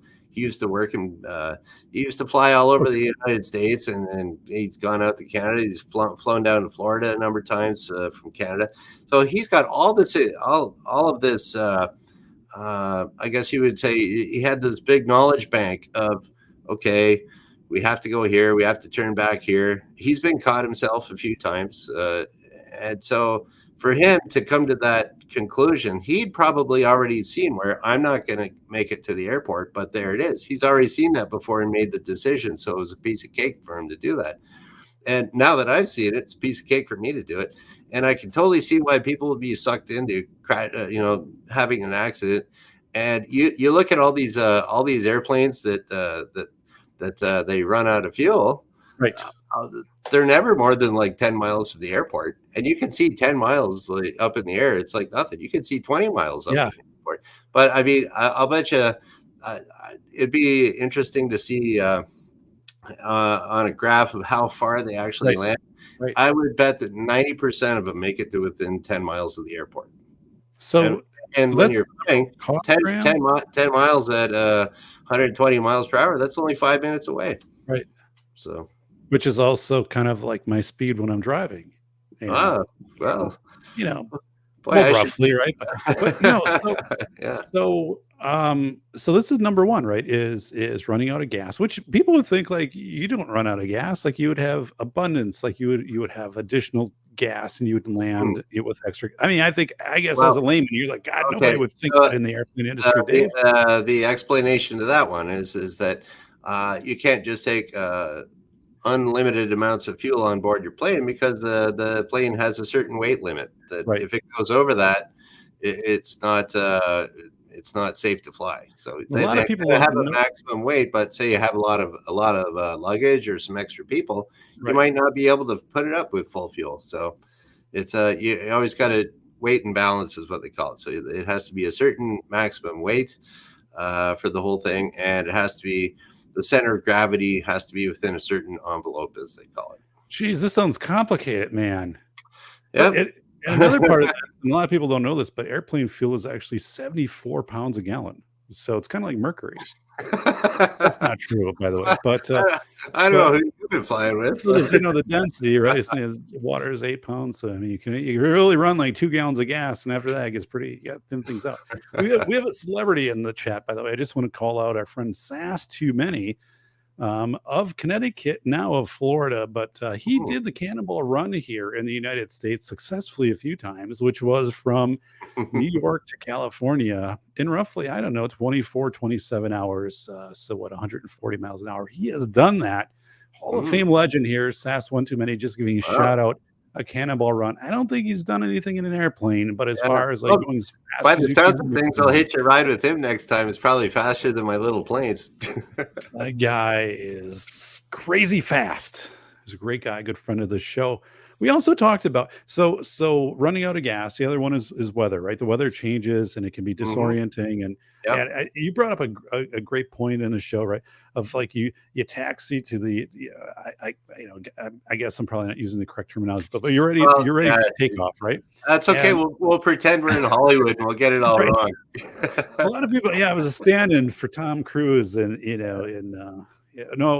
for in Hot Shots, for Oh, not was Emilio that Charlie Estevez. Sheen? Was that? Charlie Sheen, Yeah. yeah.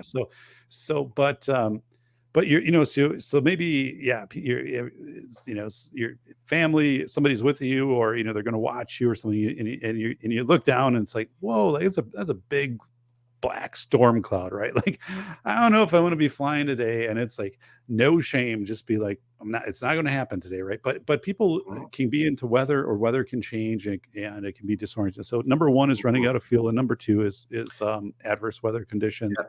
And I want to bring in number three, though. Number three was where you were telling me, you can also, and this is kind of the subtle thing, you can just buy inexpensive fuel, which is an ethanol gas blend.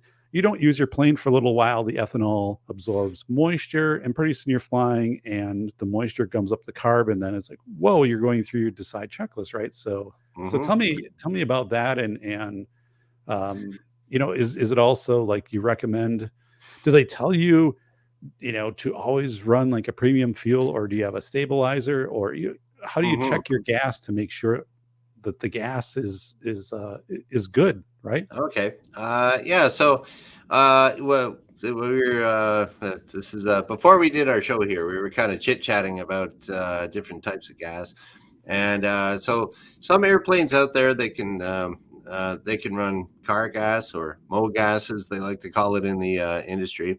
So they can run that. Generally, all the little airplanes out there, they run. It's 100 octane, and it still has lead in it, tetraethyl lead. So, and that boosts the octane up to 100, and so they call it 100 low lead. There used to be higher lead concentrations back in the day, but they stopped making them. So there's your 100 low lead. That's very, very safe, stable, totally engineered for that specific engine, and it's been that way since the 1940s. Okay, but now depending on the airplane that you have and the engine, you can get pretty technical on this. But some people can put car gas into their planes. Now, if you have your car, there's a little bit of if there's a little ethanol in there, it can absorb a little moisture. But you're running your car; it's not sitting there for months and months. If it's the wintertime up north, northern United States, or anywhere in Canada, pretty much, your plane could be sitting there for a number of months with old gas just sitting in the tank. Then the weather gets good and you want to go up and go flying, but now you have contaminated gas. You might drain a little bit out of the bottom. There's there's like a little cup like that, Well, actually, that's a big cup because I need to drink water. Well, you have a little cup, and you'll kind of drain. There'll be a little thing, and you drain a little bit of fuel into a cup. You can take a look. If it's clear on the bottom, there's some water. Keep draining it till that's all gone. But even still within the fuel itself, there could be 10% of kind of suspended moisture in the ethanol. Then you go to take off. You're trying to, your carburetor might be gummed up, and you have an engine failure on takeoff. That's happened. It happened at my airport. Well, within the area where I live, it happened a couple times because things were shut down so much for the what's been happening over the last couple of years. Things were on the ground for quite a bit. Right.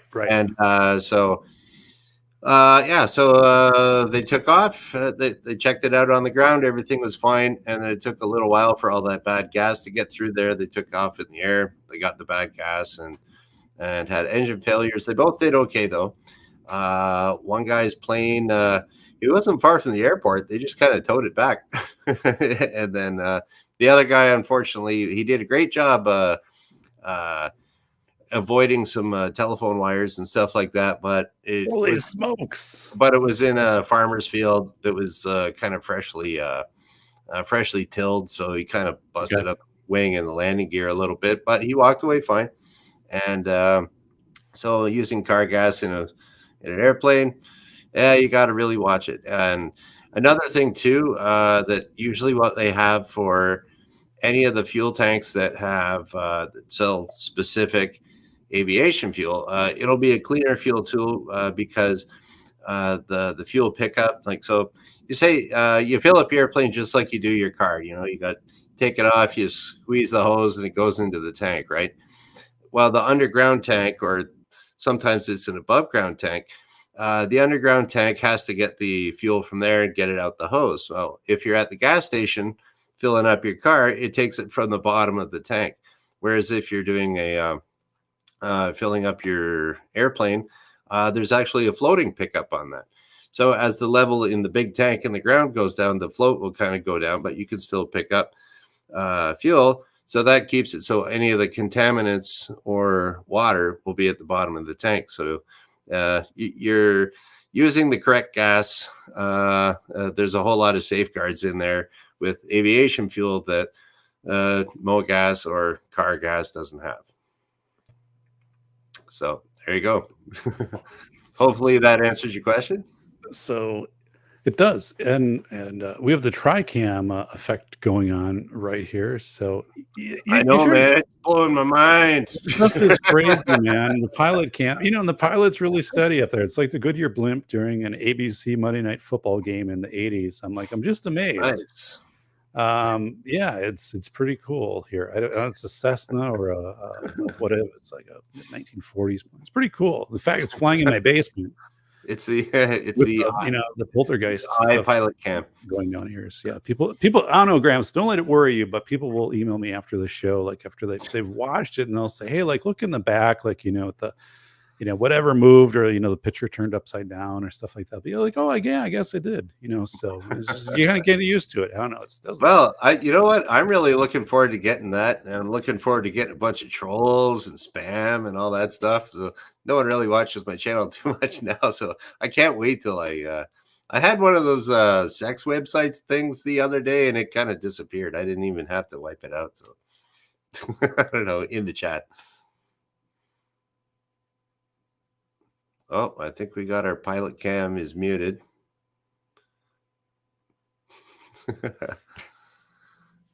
All right. How are we doing here? And we're muted over here too, I think. Damn, that's a ghost. I thought I'd be the guy screwing up like that. There, Graham. That's what you did. I'd be like, what do I click? Something on here.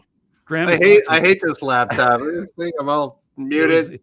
He's telling it. No, it's on my side. He's telling everybody, you let it gas, let it paint. I knew the ghosts were kind of like, that wasn't sitting well with them, and they're kind of like, they're usually showing who's in control. We got everything back here. We got everything. All right, it was the side model. I was quickly going through here. What are we going to do? I was making a few calls to ground control here, and like, just stick with it, and do this. And are you muted? I'm like, yeah, and then I'm unmuted. But but so yeah, I mean, so these types of things, and do you is there any perception that fuel quality is hard to maintain now? Is I guess is there a deterioration in fuel quality, or has it been pretty stable over like the last 5, 10 years? Or I would say that uh, usually pilots are pretty good about if they are using aviation fuel, they'll use there's certain gas stations that don't have ethanol in their gas, and they're usually pretty good about using that. Uh, generally, and then for aviation fuel, it goes through all these other processes and distillation process. I know I'm not a petrochemical engineer, but the quality of aviation fuel is it's a little bit better than your car gas. We'll put it that way. right, so I'm just going through Graham's bio here. He is a fuel chemist. So yeah, Yeah. with a little of the Yeah, cell. yeah. Just go So throw that on LinkedIn. I'll get a job for a couple $100,000 a year. and also you can just bootleg a lot of your own fuel for a plane. I mean, it's but no, so that's an interest. I hear it around, just with automotive, right? And small engine stuff, that the quality of gas, meaning ethanol content in gas, and Mhm. is going up, which has an impact. Yeah. So tell us about well, I mean, first of all, you're talking about this discrepancy, right? When you're coming up upon the runway and the gas and all that. So we were talking about this before the show, and I know it's something that I've read some articles about, and people using lasers, right, to disorient pilots. I live close to a Yeah. helipad, and I live close to an Mhm. airport. Well, you But get to see all the cool traffic, well, man. I don't get to see I don't get to see people doing that, right? Because Yeah. that's extremely dangerous. But we know that that type of stuff is pretty. It's easy to access, right? Anyone needs it for. You can buy one at Staples for $15. You can use it for presentations. But if you're using this, especially at night, right, and aiming it up toward a plane, tell us about kind Okay. of what happens if you're in a plane, and then like how disorienting that is, and just how gravely dangerous Okay. this type of stuff is, from Yeah, maybe it is. someone that has a It's 10 or $10 piece of thing that, oh, I'm going to goof around with this yeah. small pilot So who's been flying around. well, I mean, it's I guess you would kind of look at that airplane flying around as like, hey, how far can I shoot this laser, right? Right. And if you're a little, if you're a dumb kid like we all were, and doing dumb kid stuff, it's like, hey, let's try to shoot the plane with the laser. And now the little tiny lasers you buy at the store are, I mean, they are disorienting. They're really bad because you can get some really high powered ones from China, and they're like really really bad. So, but even still, I'll just tell you a story I told you before about the where I used to work. There was one of my instructors was out flying with a student, and there was some kids in a little town was playing out in the park, and they shot the laser up at the plane. So I wanted to make sure, like, I'd never actually it had never actually happened to me, but I kind of asked the student and the instructor, like, what's it actually like? And they said it was really disorienting because it's at nighttime, and so your pupils are wide open to get all that light in there, and then you get like a red light or a green light flashing all over the cockpit, and it's getting in your eye, and now it's like seeing like a flash bulb, and then all of a sudden things are kind of starry. Well, if you get that on a final approach and you're in a jet with a couple of hundred people on it, you don't want to be disoriented because of flash bulbs, so that gets pretty dangerous at that point. But actually what happened with that, just so happened that the uh, we'll just say that the student had been involved with law enforcement in the past. And so after the lasering happened, he got on his cell phone and called up the local police and said, hey, the kids in the park just shot us with the laser. That's illegal, and they Right. say, oh, yeah. And all the police forces know that's illegal because it's so dangerous and disorienting. So they circled around, and they could just make out where the kid was going down. They're going down the street, and then okay, they're by the yellow car over there, and they were talking to the police, and it's like, no, next house over. And then, anyways, the eyes in the sky got the kids that were doing that, and I think the kids are probably grounded for the rest of the summer. Holy smokes! Smokes. But I mean, there are some, like, you can get fines and jail time for that all over the world, as far as I know. Yeah, I know there's also very strict no flying zones for drones close to airports. Yep. And that was something when a neighbor of mine, a couple houses down, is a professional commercial drone operator, and he has a business where he sells and repairs drones, stuff like that. And he said that's more and more. Yeah, something of this perimeter, and sometimes people aren't aware of it, right? They get the drone and they get a little too close to the airport, and suddenly it's kind of like stationary turkey up in the air, right? That you can hit. So just crazy stuff. So tell us about kind of one of the maybe bizarre, freaky things you've had happen as a pilot, like a UFO encounter. Like the TV show Manifest. I know you've probably been through that, right? And you came back and you landed and your phone didn't work. And then, and they're, they pull you aside and you're like, what's the problem? And they're like, the problem is Graham, you've been missing for 5 years. It's the year 2027. Oh, wow. Holy smokes, man. I was wondering why my hair wasn't getting that great. So anyways, but is there anything like, just a really unusual or memorable or strange experience you've had? I guess I'm kind of lucky that my flying career's been really boring. So, okay, let's see if I can get you a really cool story. All right, well, it sort of involves me, but it's another example of good decision making.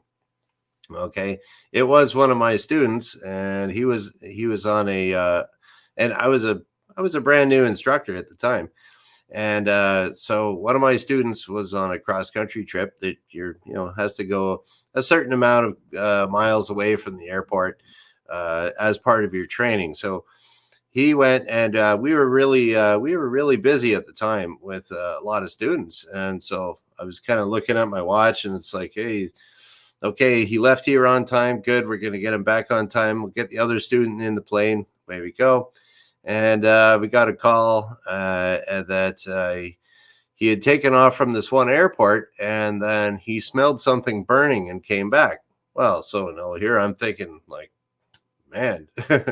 and then I talked to him on the phone, and he said, well, I don't know. It kind of smelled some burning. And then I came back, but I don't really smell it now. And then so I was thinking, now the inexperienced instructor in me said, okay, oh, come on, it's nothing. It's like, because I didn't know, I was a brand new instructor. You don't know anything. I'm a lot better now. Anyways, so there was a very well seasoned instructor hanging around at the time, and I was kind of stressing out. Oh man, my student's going to be late coming back. I don't know what to do. And then the seasoned instructor said, well, what happened? And I said, oh, he smelled something, and he turned around and landed. And right away, the old seasoned instructor, good, he made the right decision. So that was an example, like, for me, that about, turning around, like, no matter what, getting safe on the ground is always the right decision, no matter what. And so it's like, oh, okay. And it was like that was something I learned from the student smelling something. Now, what was that smell? Usually, I've never actually encountered an electrical fire in an airplane, but supposedly the insulation burns, or the plastic in the radio is burning, a knob maybe or something. Okay. And so usually, if you smell burning plastic, that means it's an electrical fire, and that's what we train. I've never actually smelled it like that. Smelled it at home with my computer, not this one, but yeah, things are getting a little hot, and okay, that could be an electrical fire maybe. But so what happened was one of the mechanics drove up to see the airport, and then they were taxiing around on the ramp trying to figure out what is that smell. They were checking the electrical system. Everything seemed to be okay. And the mechanic got up there and he said, wait a minute, that doesn't smell like burnt plastic. It smells like chicken. That does And, smell like chicken. yeah, see, so everything smells and tastes like chicken, right? So so there's like, what is that? So what happened was, the student had landed, and then what you do is you go inside the little building and you bring your logbook with you, and they stamp it and say, okay, they arrived safely here, and you go fly off to another airport, get a stamp there, and come back. So you prove that you've actually been there. And so he got his stamp, came back in, started up the airplane. So in the meantime, unfortunately, a little bird decided to try to go make a nest in the engine. In just that, like, 2, 3, 4, like 5 minutes, no more than 5 minutes. And unfortunately, I Oh, guess he started no. it up, and there's a for the heat to go into the cabin. There's like a little air intake, probably about Okay. about as big as a bird could get into, a little sparrow. And unfortunately, the sparrow kind of got cooked for not for dinner, but they picked the sparrow out of this air intake thing, which was to being heated by the exhaust. So kind of, yeah. Hopefully, I'd like to think that the little sparrow got kind of chopped up by the propeller really quick, and Wow. just went in there, which could happen too. And yeah, a little bit of burnt meat there. They cleaned it all out, and there we go. And then he continued on his way. And as far as I know, he's working at the airlines now. Wow. Oh my God. So so when you're flying, like how often do you hit a bird? Right? Yeah, How often does that happen? bird strikes are pretty common. Okay. I would say I have been the murderer of many a Oh, bird, but that's okay. They go fast. It's kind of quick and painless. And yeah, depending on how big it is, it's if you get like a little swallow or right. a sparrow, it's almost like it's like hitting a dragonfly or something. It's really Okay. not that much mass. So, I took out one of the seagulls at one airport. Was feeling a little low that day and didn't get the seagull didn't quite like make its appointment with the Whoa. psychologist, so it was kind of suicidal, and unfortunately, it Holy smokes, Grandma. ran into my wing there. But that was a weird one too. How there was a bunch of seagulls, and just as we were starting to take off, they all decided to fly right in front of us, and I was like, "Oh no, are we gonna hit them? Are we gonna hit them?" And I felt this thunk in my at the feet at the rudder pedals, Right. and it was like, "Oh no." And then it's like, okay, anything damaged? So you're checking all, I don't know where it hit. Are all the gauges good? Like, did it get lodged in the air intake? Like that guy's hat. That can happen with Right. birds too, Right. right? So okay, engine's running fine. Good, good, good. Because I felt it by my feet, which is right behind the engine, which is behind the propeller. And then we went down, came back to our airport and landed. And we were looking all around the front of it to say, where's the dent, or did it hit the landing gear, which is not too bad if it's a landing gear because that's really strong. And then my student sees this big dent in the wing. He's like, is this supposed to be here? I'm like, good eye. No, it's not supposed to be there. But the Holy funny thing smokes.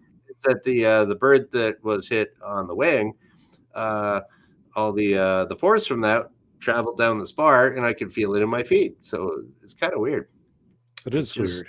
yeah, it's just like, well, you're basically in like a tin can when you're flying around there, and so if you hear click, click, click, click, click in your tin can, you can feel it Wow. over here if you squeeze your tin can over here, right? So same kind of thing.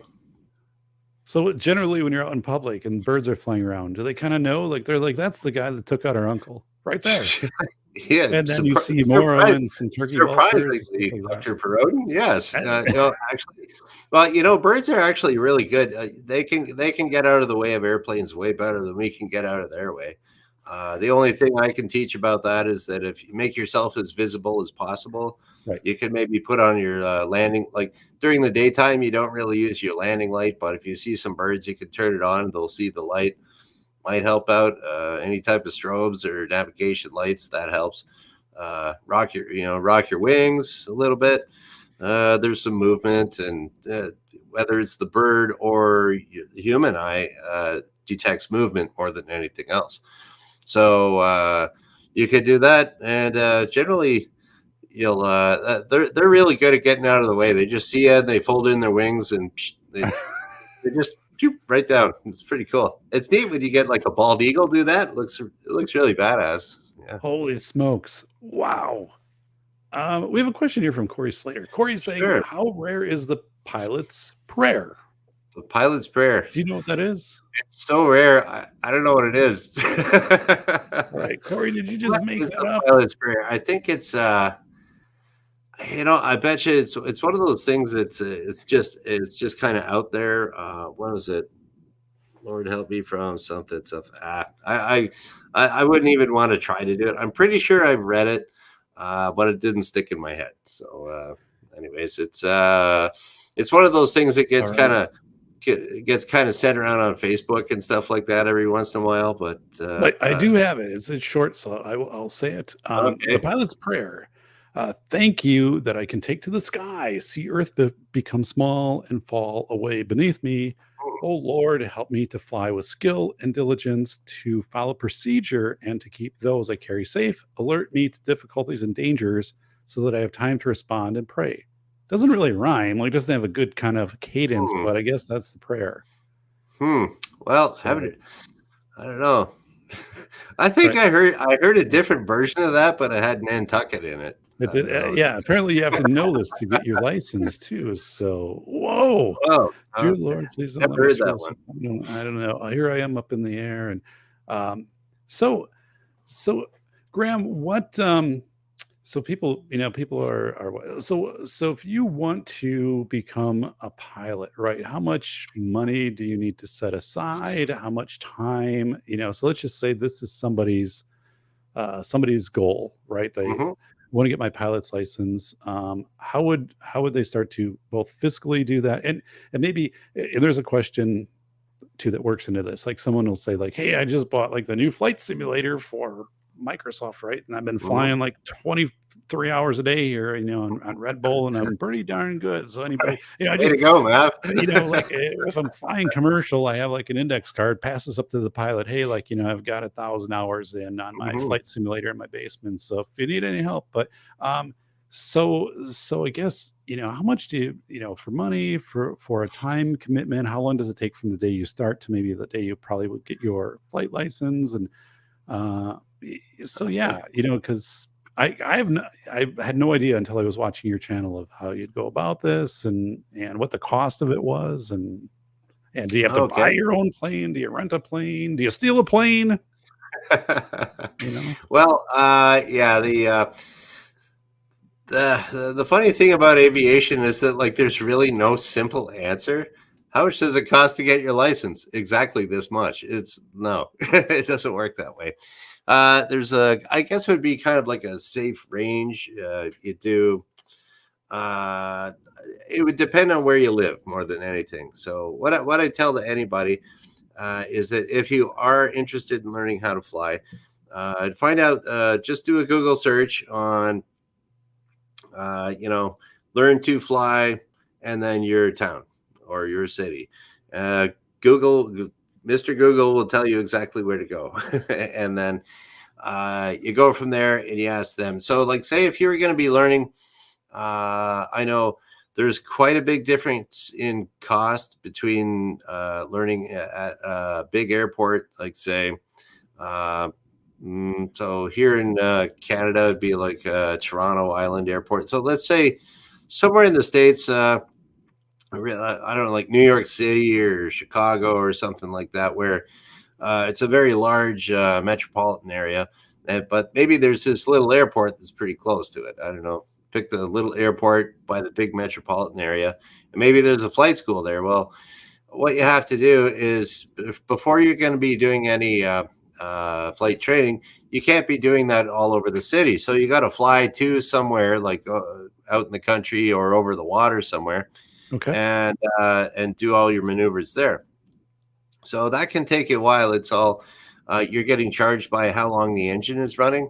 So if it takes you a half hour to get out somewhere to do all your practicing, you do a half hour of practice and then come back another half hour. That's a pretty expensive lesson. So generally, you could. It's cheaper to do it at smaller airports, in less, I guess, more rural areas. That's probably the best way to do it. That keeps your expenses down. And it's really hard to say exactly. I would say if you're like a real superstar, you could maybe do it for about. And I'm not really sure about the prices in the United States too. And also another thing there where you are, if you're over in Europe, it's Okay. like twice as much as it is over here because of fuel tax and stuff like that. So how much is it? I would say roughly, generally go down. I don't want to give out any wrong numbers here. You're a terrible instructor if you just start making stuff up.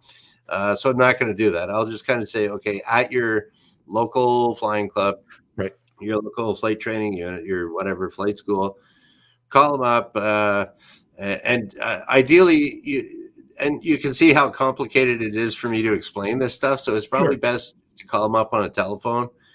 Kids used to the kids that's that other part of your phone where you don't touch it. You go like that, and you talk at it, right? So that thing. If the kids use that, you'll find out your information a lot faster than going, what letter R space letter U space doing spelled wrong. So call them up on the phone. You get all the information you want.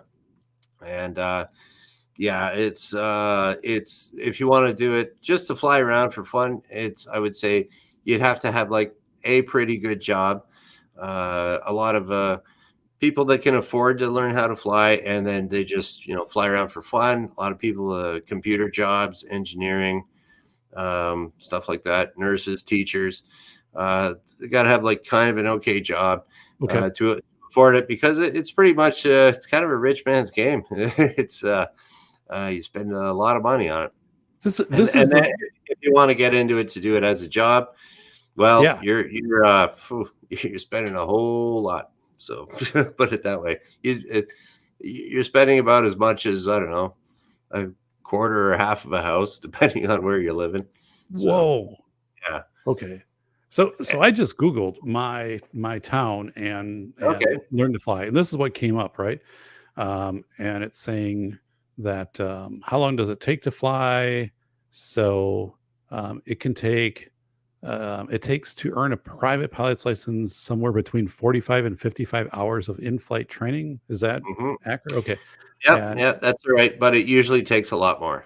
okay. Just because the wind, you do that through the summer and you get ready for your flight test, and then the winter comes and you don't fly for 2 months because the weather's bad.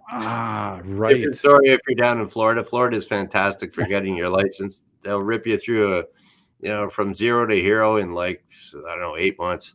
Wow. Yeah. Okay. So Your bank account will go to zero does too. it go to zero, But you hero get to it zero back. in the same time? Florida is the best place to learn how to fly in the States. Best And weather. this one is saying how much does flying cost, and they're saying $58 to $88 an hour per Hobbs hour. What is a Hobbs hour?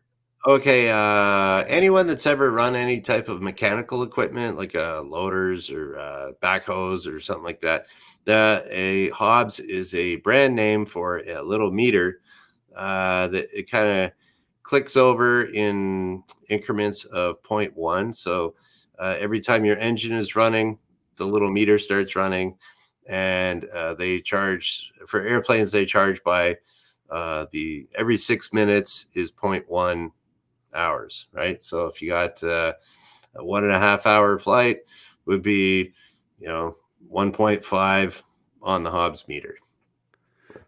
Okay. Mhm. Okay. Got it. And here's, I think, just a weird question, right? I can only fly in summer and during breaks because I'm away at college. Is that an issue? I can only fly on a weekend and then get my license. Isn't that a Yeah, program? if that's the only way you're flying, it'll take you 3 years. That's So, that's well, depending on, I don't know, like it's if you can only fly once a week, then it's like, well, one of those weeks is going to be out, the weather's bad, so now you haven't flown in 2 weeks, and now when you do go flying, now you forgot everything you did before, so it's going to take you the best way to learn how to fly is to get it in a concentrated time as much as possible. Because, if you're flying once a month, you won't remember anything. It'll take you 5 years, and it'll take you 3 times as long. So, Okay. yeah, because you have to keep, there's so much to remember, and even, muscle memory, whatever, the techniques, how to actually handle the plane.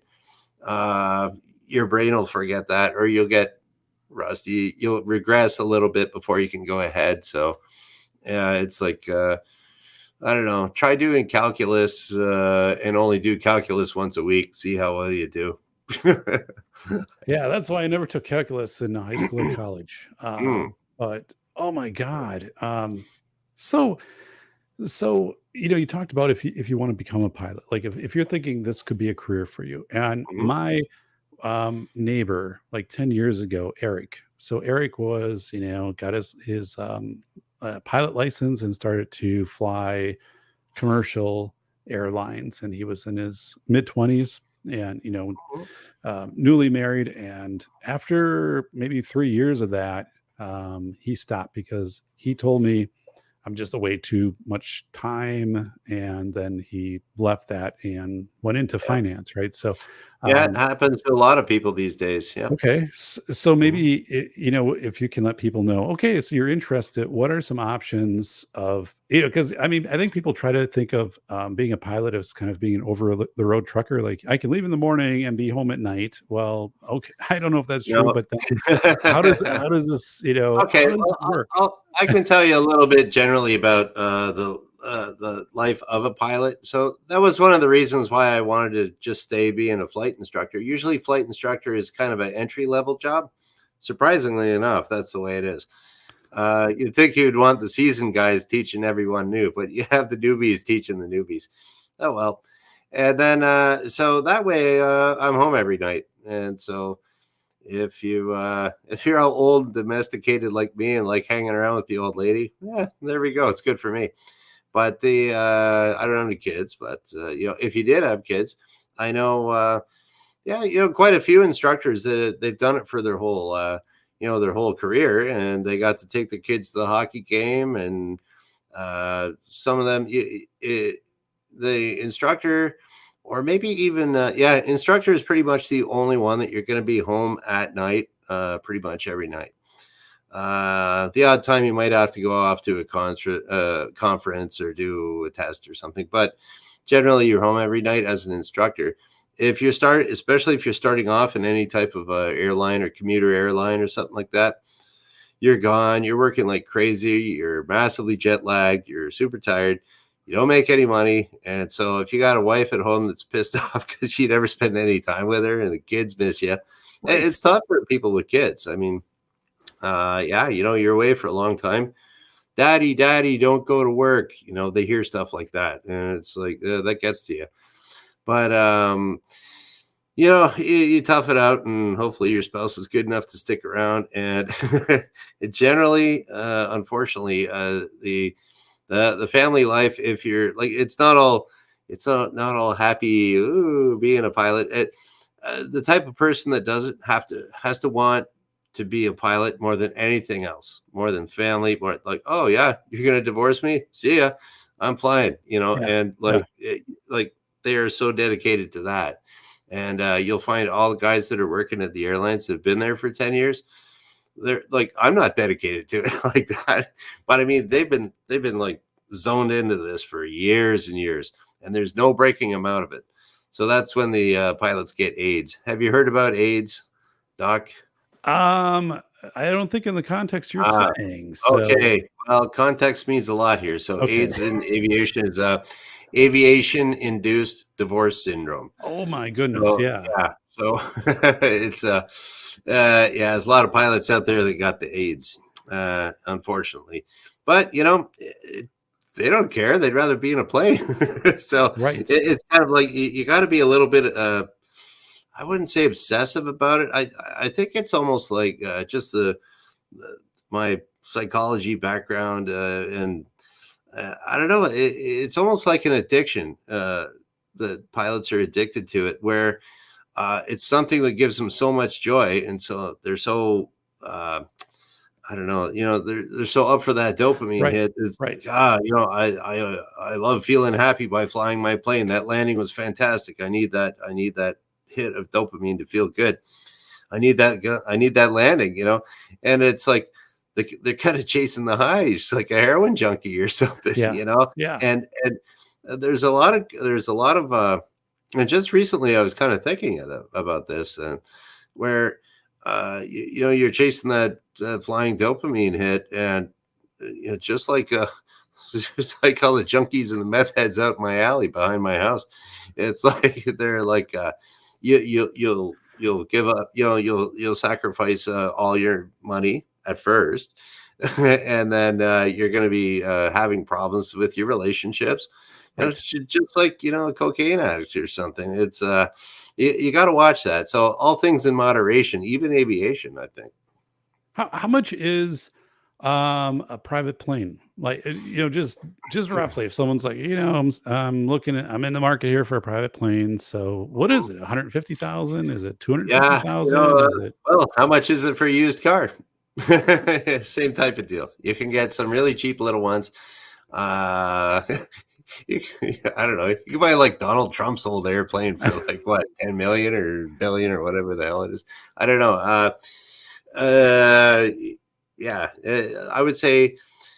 Well, one of the things that I can tell you there is that the prices have been going up in the last few years. Okay. Well, what's been happening is that all the baby boomers are retiring, and they got all their big pensions and everything, and they're going out. And I was teaching a lot of them just the last I don't know 5, 6, 7 years. The baby boomers were all turning kind of 65ish, and yeah, I was teaching a lot of them, and they're all going out buying airplanes with their teacher pensions and all this other, with their pensions that I don't have, but they Wow.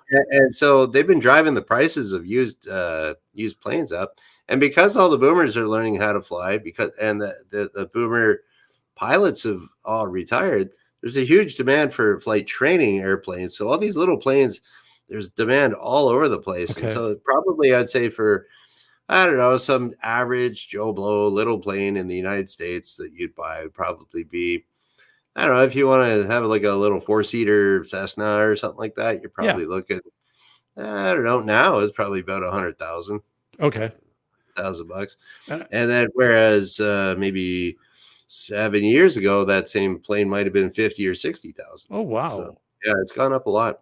And I imagine there's a pretty high and constant maintenance level to having a plane.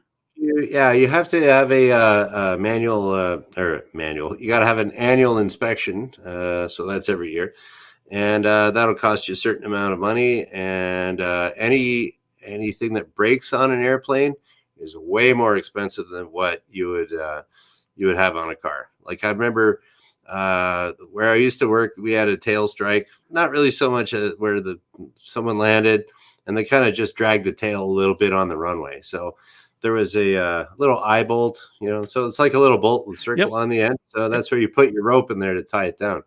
Well, that was kind of bent, so they had to kind of grind it to get it out of there. And that little eye bolt was $350. Oh my God. I mean, Okay. it was nickel coated and it had a fine thread, but still it's $350. You could go down to the hardware store and pick up the same thing for $3. But anything aviation grade, you're looking at a whole lot more money. So, you might be able to get a plane for relatively cheap to start off, but anything that breaks on it at all is really expensive. Holy smokes. Yeah. Wow. Well, Graham, as we're approaching the end of the show, I want to No, Doc, don't kick me out, man. I love it here. We're in our basements. We're like this, man. We're buds. Come on, man. No, we actually, are in our basements. I have had a good time here. So I'm loving that. I'm staying true to the clock hours here on running the engine. Excellent. So right. It's kind of interesting. This basement, I kind of use the pilot cam from different angles, but I upgraded it over the last couple of years and put in a wood floor. It had a carpet down, it was just a horrible, horrible place to exist, much less like do a show or anything like that. So now it is like, and it was all like sports themed and things like that. Oh, yeah. It was just, it looked like a very, Mine's like a bad Applebee's. mine is a unfinished theme, so if it floods one day, I don't have to fix So- it. Everything's off the ground. I'll just suck up the water, go fire Um, up the laptop, and do another show. Thankfully, I live on the top of a hill that is all sand. So I've never Oh, had nice. the flooding issue. Yeah, Yeah, it's really I'm on a little bit of a hill too, so okay. that's Except nice. that in winter it gets a little dicey. And I also live in the third oldest city in Wisconsin. And there was a fort here in 1824, Fort Winnebago. And where I live is the Indian Hill subdivision. And I remember when we moved here, my neighbor, who is, he's in his like 97 right now, and he said, well, when you're digging in your yard and stuff, you might encounter bones and Wow. pottery shards, because when they built this subdivision in the 70s, it kind of was like a poltergeist thing. They just kind of put it through. And honest to God, I Ooh. find these things all the time, not bones necessarily, like pottery. Wow. And I'm like, this doesn't seem right. But so far, again, kind of nothing. And I live, Graham, get this. I live 8 miles away from the biggest man effigy mound in the world. It's 8 miles from my house. Hmm. And I also live, when I bike, about 30 miles from my house. There's Native American effigy mounds that are 1,000+ years old all around my area. It's the most dense area in the northern hemisphere where I live. Hmm. So I Cool. bike past. Here's a bear mound, here's a snake mound, and here's a ancient pilot mound. I'm like, everybody's like, I recognize that, right? It's pilot. I bet you that's a small town. Every little small town has their cool little claim to fame. So there we go. It's kind of in this, it's kind of in this area, and it's really, I don't know. It's a strange thing. And then the man mound in like 1909, they built a road and they cut the feet off, and now they've recreated this. But I'm like, how do you do that? Like, how do you take this ancient mound in the 1909 and decide we're just going to put a road through? Yeah. Well, different time, different respect for Indians back then too. Right? I'm just kind of baffled because you just could have done it, but now they have like a chalk line across the road, and then like the neighbor. It's not the same. It's fascinating stuff. But so we go back. People. So there are these flight simulator type games. I shouldn't say games, but people can access more high definition, more realistic flight simulators, right? Oh, yeah. As they could driving simulators and all this, whatever. But does that help with flight? Does it help you understand the terminology and some of these things? Does it get you ahead of the game? And also, like, how far could somebody take that where they could hop in a plane and maybe have some marginal success? Okay, well, my theory on flight simulators is I when I first started as a flight instructor, I wasn't really sure what to think about it. I kind of thought this and that, and now I definitely know this and that. So I would say we'll go by age and progression through your career. So if you see you got some kid that's 10 years old that they're making model airplanes and they just love airplanes. They're like, oh, dad, airplane, mom, airplane. Oh, can we go flying? Okay, great. They got the interest. Something like that. You give them Microsoft Flight Simulator. You won't be able to get them off it, but they could turn into very good pilots one day. Okay. So some of the best pilots I've trained did start off as that kid on the simulator. So it's an advantage. They learn a lot of terminology. They get right into it. They get really enthusiastic about it. And then they hit their teenage years and the girls discover boys. No, well, that's the thing. It's rare that they become the super pilots that can get their licenses at 17 when you can. Some can, but most of them can't. But if they're on the simulator, they get straight A's in school. They're involved in the band. They're really like go kind of kids. Then they could probably do it when they're young. Okay, so now we're talking about simulators. You're starting to learn how to fly. It doesn't really help out that much as far as handling the airplane. It won't help you land any better. For one student I had, he was right into flight simulators, and we were landing. and he was cutting the engine power way high up in the air. And I'm like, what are you doing? The runway, what are you doing? Yeah, we still got to get down to the runway, give it some power here. Oh, okay. But I mean, we'd be like 100 feet up in the air. And he pulls the power back to idle and brings the nose up as if we're on the runway. But that's 100 feet down. You can't do that. What are you doing? Well, I never lost it like that. But I was like, oh, okay. So I was trying to figure out. He kept doing this. I was like, wait a minute. You fly a flight simulator, right? He says, oh, yeah, all the time. It's like, what kind of airplane do you fly when you're doing the flight simulator? He says, oh, 737. So he was landing the little airplane the way that he landed the 737 in the simulator. So I said, okay, I had to kind of break him of that habit. His mental mind, like his mind is telling me I'm going to be on the ground. Well, when you're landing a 737, you're going to be 100 feet up in the air when the cockpit's 100 feet up in the air when you start bringing the throttles back. So it's like, yeah, okay, good job for a 737, but it doesn't work on a Cessna. And then okay. So I told him, okay, if you are going to do that, put yourself in a plane. So he put himself in a plane called the Mooney. Looked better, and he did okay. Ended up getting his license. So, so it can be counterproductive a little bit, but nothing terrible.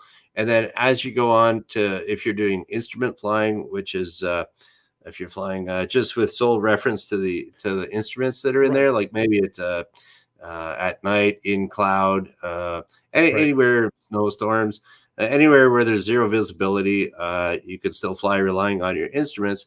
Now that's where a simulator is very, very helpful. For the procedures for that to guide you to the runway. Fantastic. That's a cheap way of doing it, and I recommend that to everybody.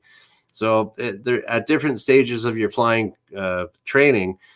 It can be at first, kind of motivational for you, and at the very end, very helpful and instructional for you.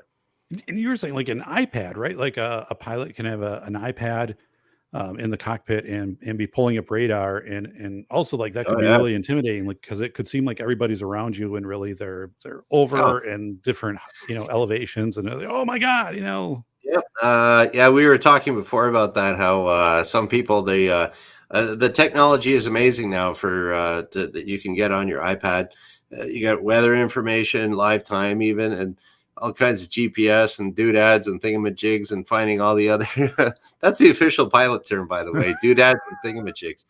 But yeah, you can basically kind of have a live radar feed on your iPad, and you're flying around.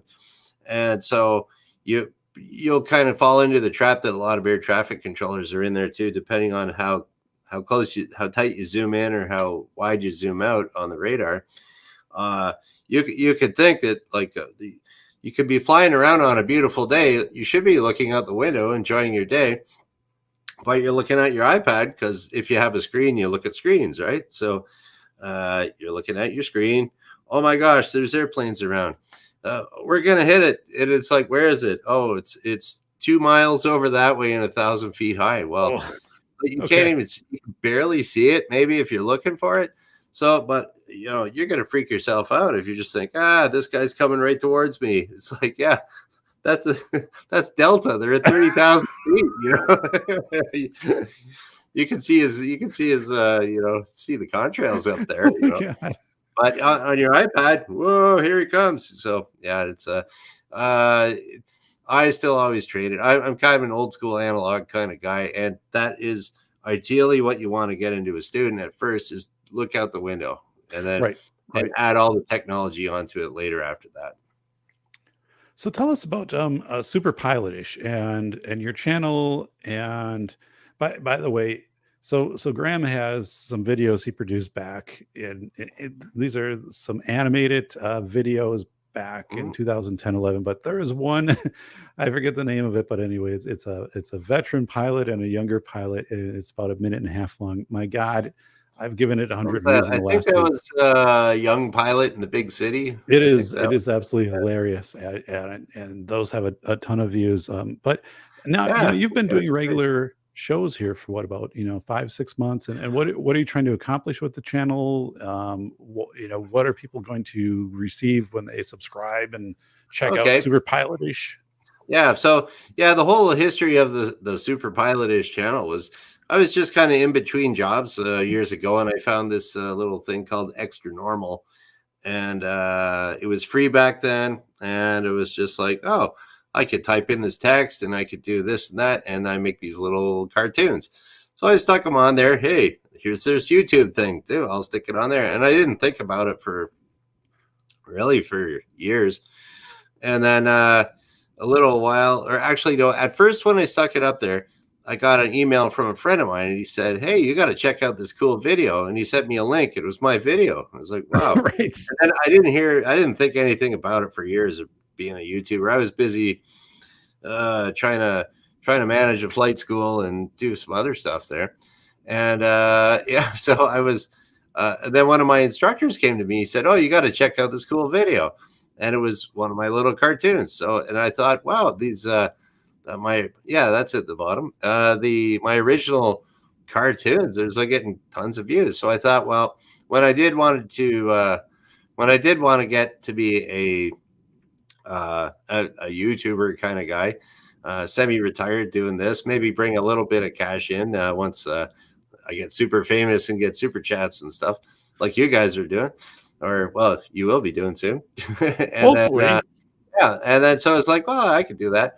And then I was thinking, well, there's really nobody online that's a pilot. You can just go ask them questions about flying and stuff like that. No one does any live streams that's a pilot on a regular basis. So I figured, well, if I could do it at a nice hour. I'm thinking noon. I was thinking maybe people could watch this if they're having lunch or something like that. If they're because I used to be in a machine shop, you take your lunch at noon. So nowadays everybody's on their phone. So I was thinking, how about I make up some kind of live chat thing talking about airplanes, and people can watch it on their phone, and something to do while you're having your sandwich at noon. And then if anybody wants to, maybe there's some people out there that they've never met a pilot in real life. And all you got to do is just show up Monday, Wednesday, Friday at noon on the Super Pilotage channel. I'll answer all the questions you want. So, and no problem. I'm just hanging out. Sure. So I figured I would do that. And then, or sometimes I was also thinking, because I'm a little bit more advanced as an instructor, that if instructors themselves are having troubles with their students, I can help out that too. Because I mean, I used to teach people how to teach people, so it's kind of like I kind of hit the top there, and so it's like, yeah, I got all the answers, man. Maybe not the airline stuff, but I know people in the biz. Yeah. So, but so I figured, hey, you want to ask questions about planes and talk airplanes, or even like I was thinking too, where I used to work, every Saturday and Sunday at 10 o'clock, all the old guys would get together and drink coffee and shoot the breeze about, this flying, that flying. So what I was thinking was maybe if I could get an online version of that, of all the old guys, well, they're not that tech savvy, I guess, but maybe the newer guys that can come by and drink their I don't know, what are kids drinking these days? Red Bulls or something? Red Bulls, yeah, mostly, right? Or is that like Gen X? That Gen X stuff now? Red Bull, Monster Energy drinks, Mountain Dew, playing video games, whatever. Take a Mountain Dew break, man. So yeah, take a Mountain Dew break with the Super Pilotish channel and talk airplanes if you want. So that's what I figured. It's a forum. I want it to be like a little forum for people to. Maybe I'll give a little lesson or something like that. Then all the cool kids can hang out in the chat and make fun of the teacher or something. And if they're arguing, I can break the tie for them. So that's kind of what I was thinking it would turn into. It'll take a while, but I'm in no rush. Well, I appreciate the channel since I found it, and I think you have a perfect length, right? And often you're bringing out your cardboard to make the points, or you're folding up something, and you're like, here's a plane, or here's an ant on the side, which goes into this acronym, but it's informative, and you're very good at presenting in an entertaining Oh, thanks. way, right? So yeah, I kind of think.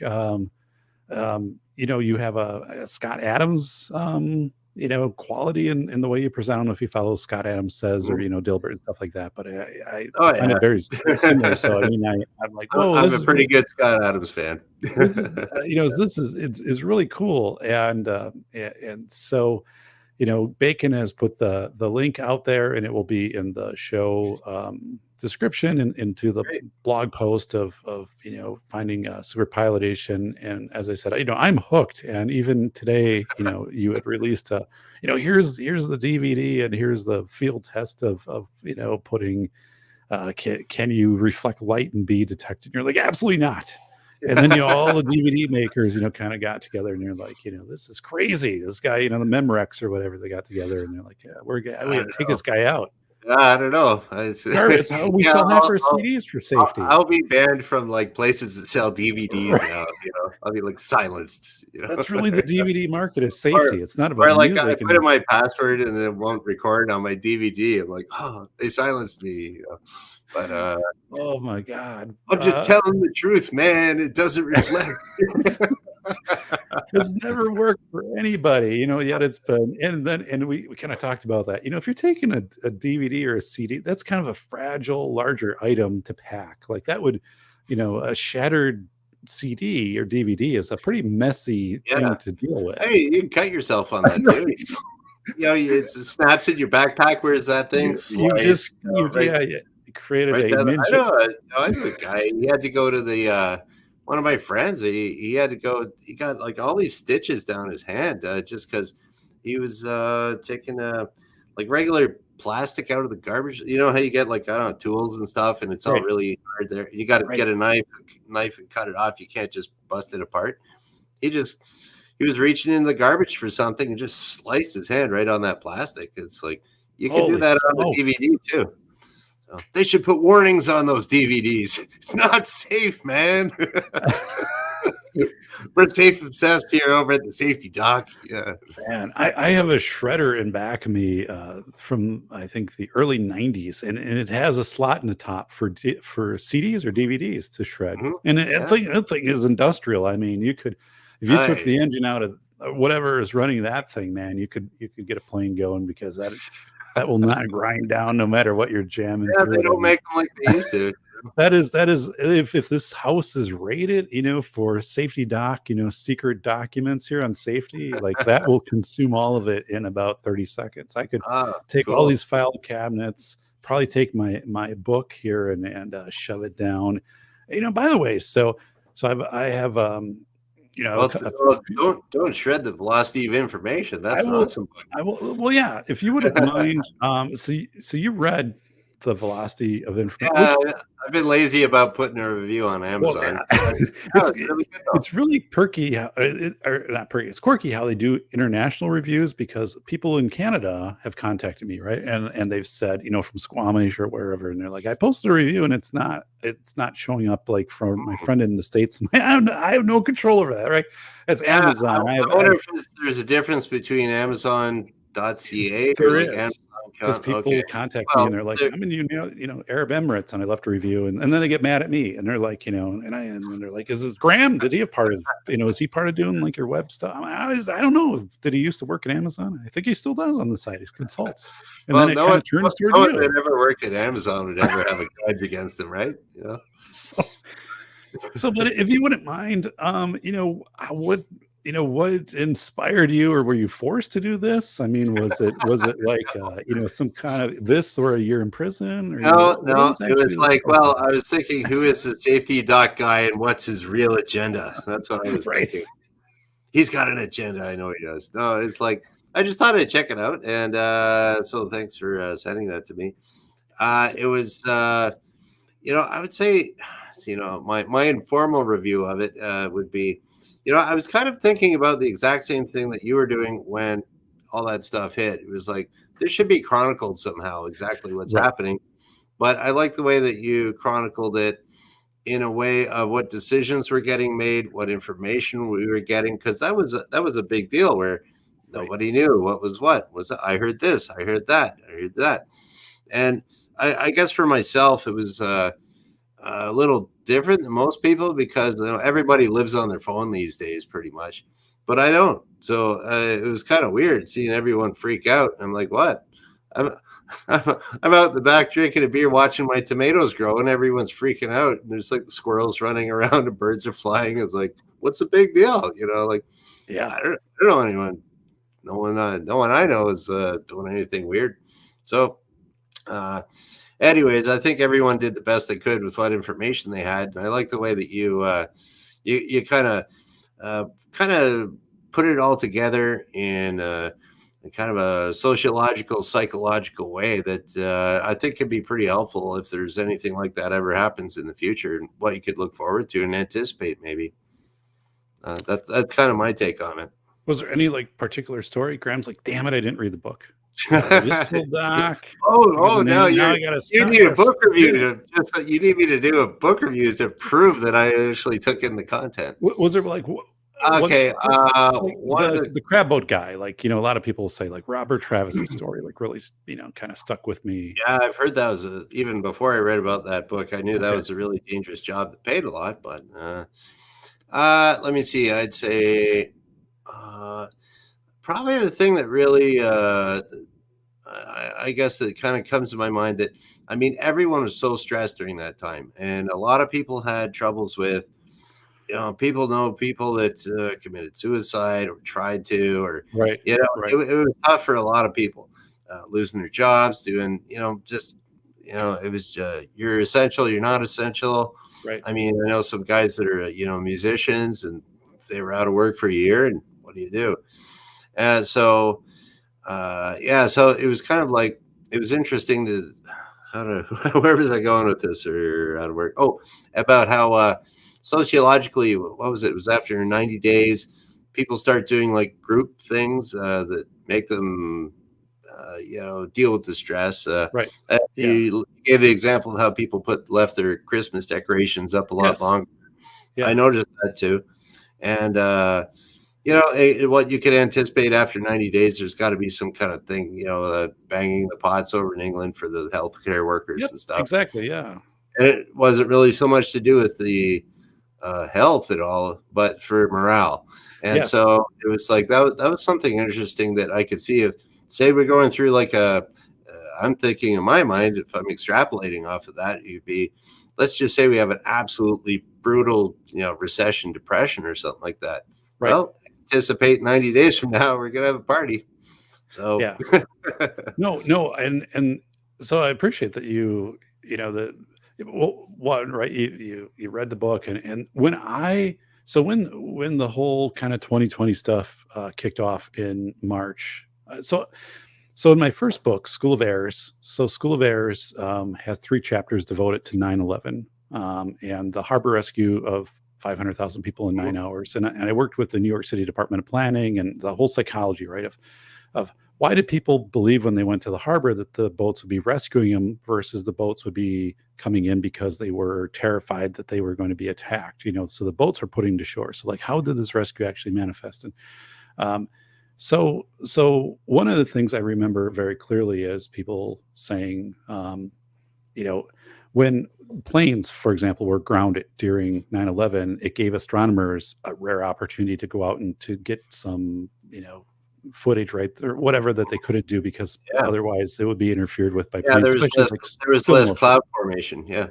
So when I obviously all of us realized, but I was like, I have the opportunity to write about this, like in vivo. So right as things started to unfold in March, it was interesting because I gave a big presentation for a national organization in February. And I changed the last slide in that, and it was about kind of anticipating your risk and stuff. And I said, you might want to be thinking right now for all of your schools of like, what happens if we have to shut down because of pandemic? And it's kind of, foretelling that was in this thing. And then 4 weeks later it happens. But to actually write it as it was happening, and then to be interviewing these people and to have these 471 endnotes and graphics and things. I think it is a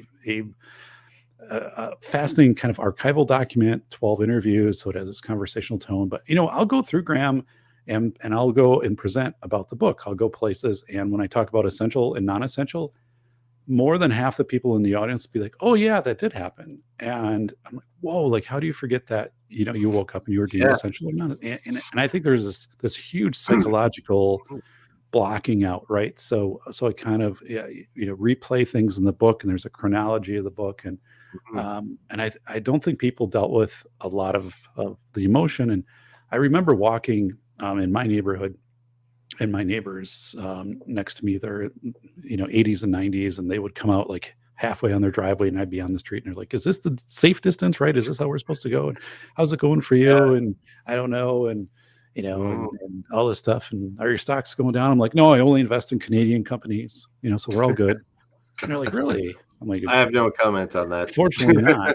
No, I mean, but it was so strange. So it's fun. And actually, the book it was a finalist for the S.I. Hayakawa Semantic Book Prize here in the States, and it was decided over the weekend, but they never made it public. So I'm trying to be like, So you might have won a secret prize. I might have won. Wow. And if I'll I tell did, you what, you give me $50 and I'll tell you if you won the secret prize or not.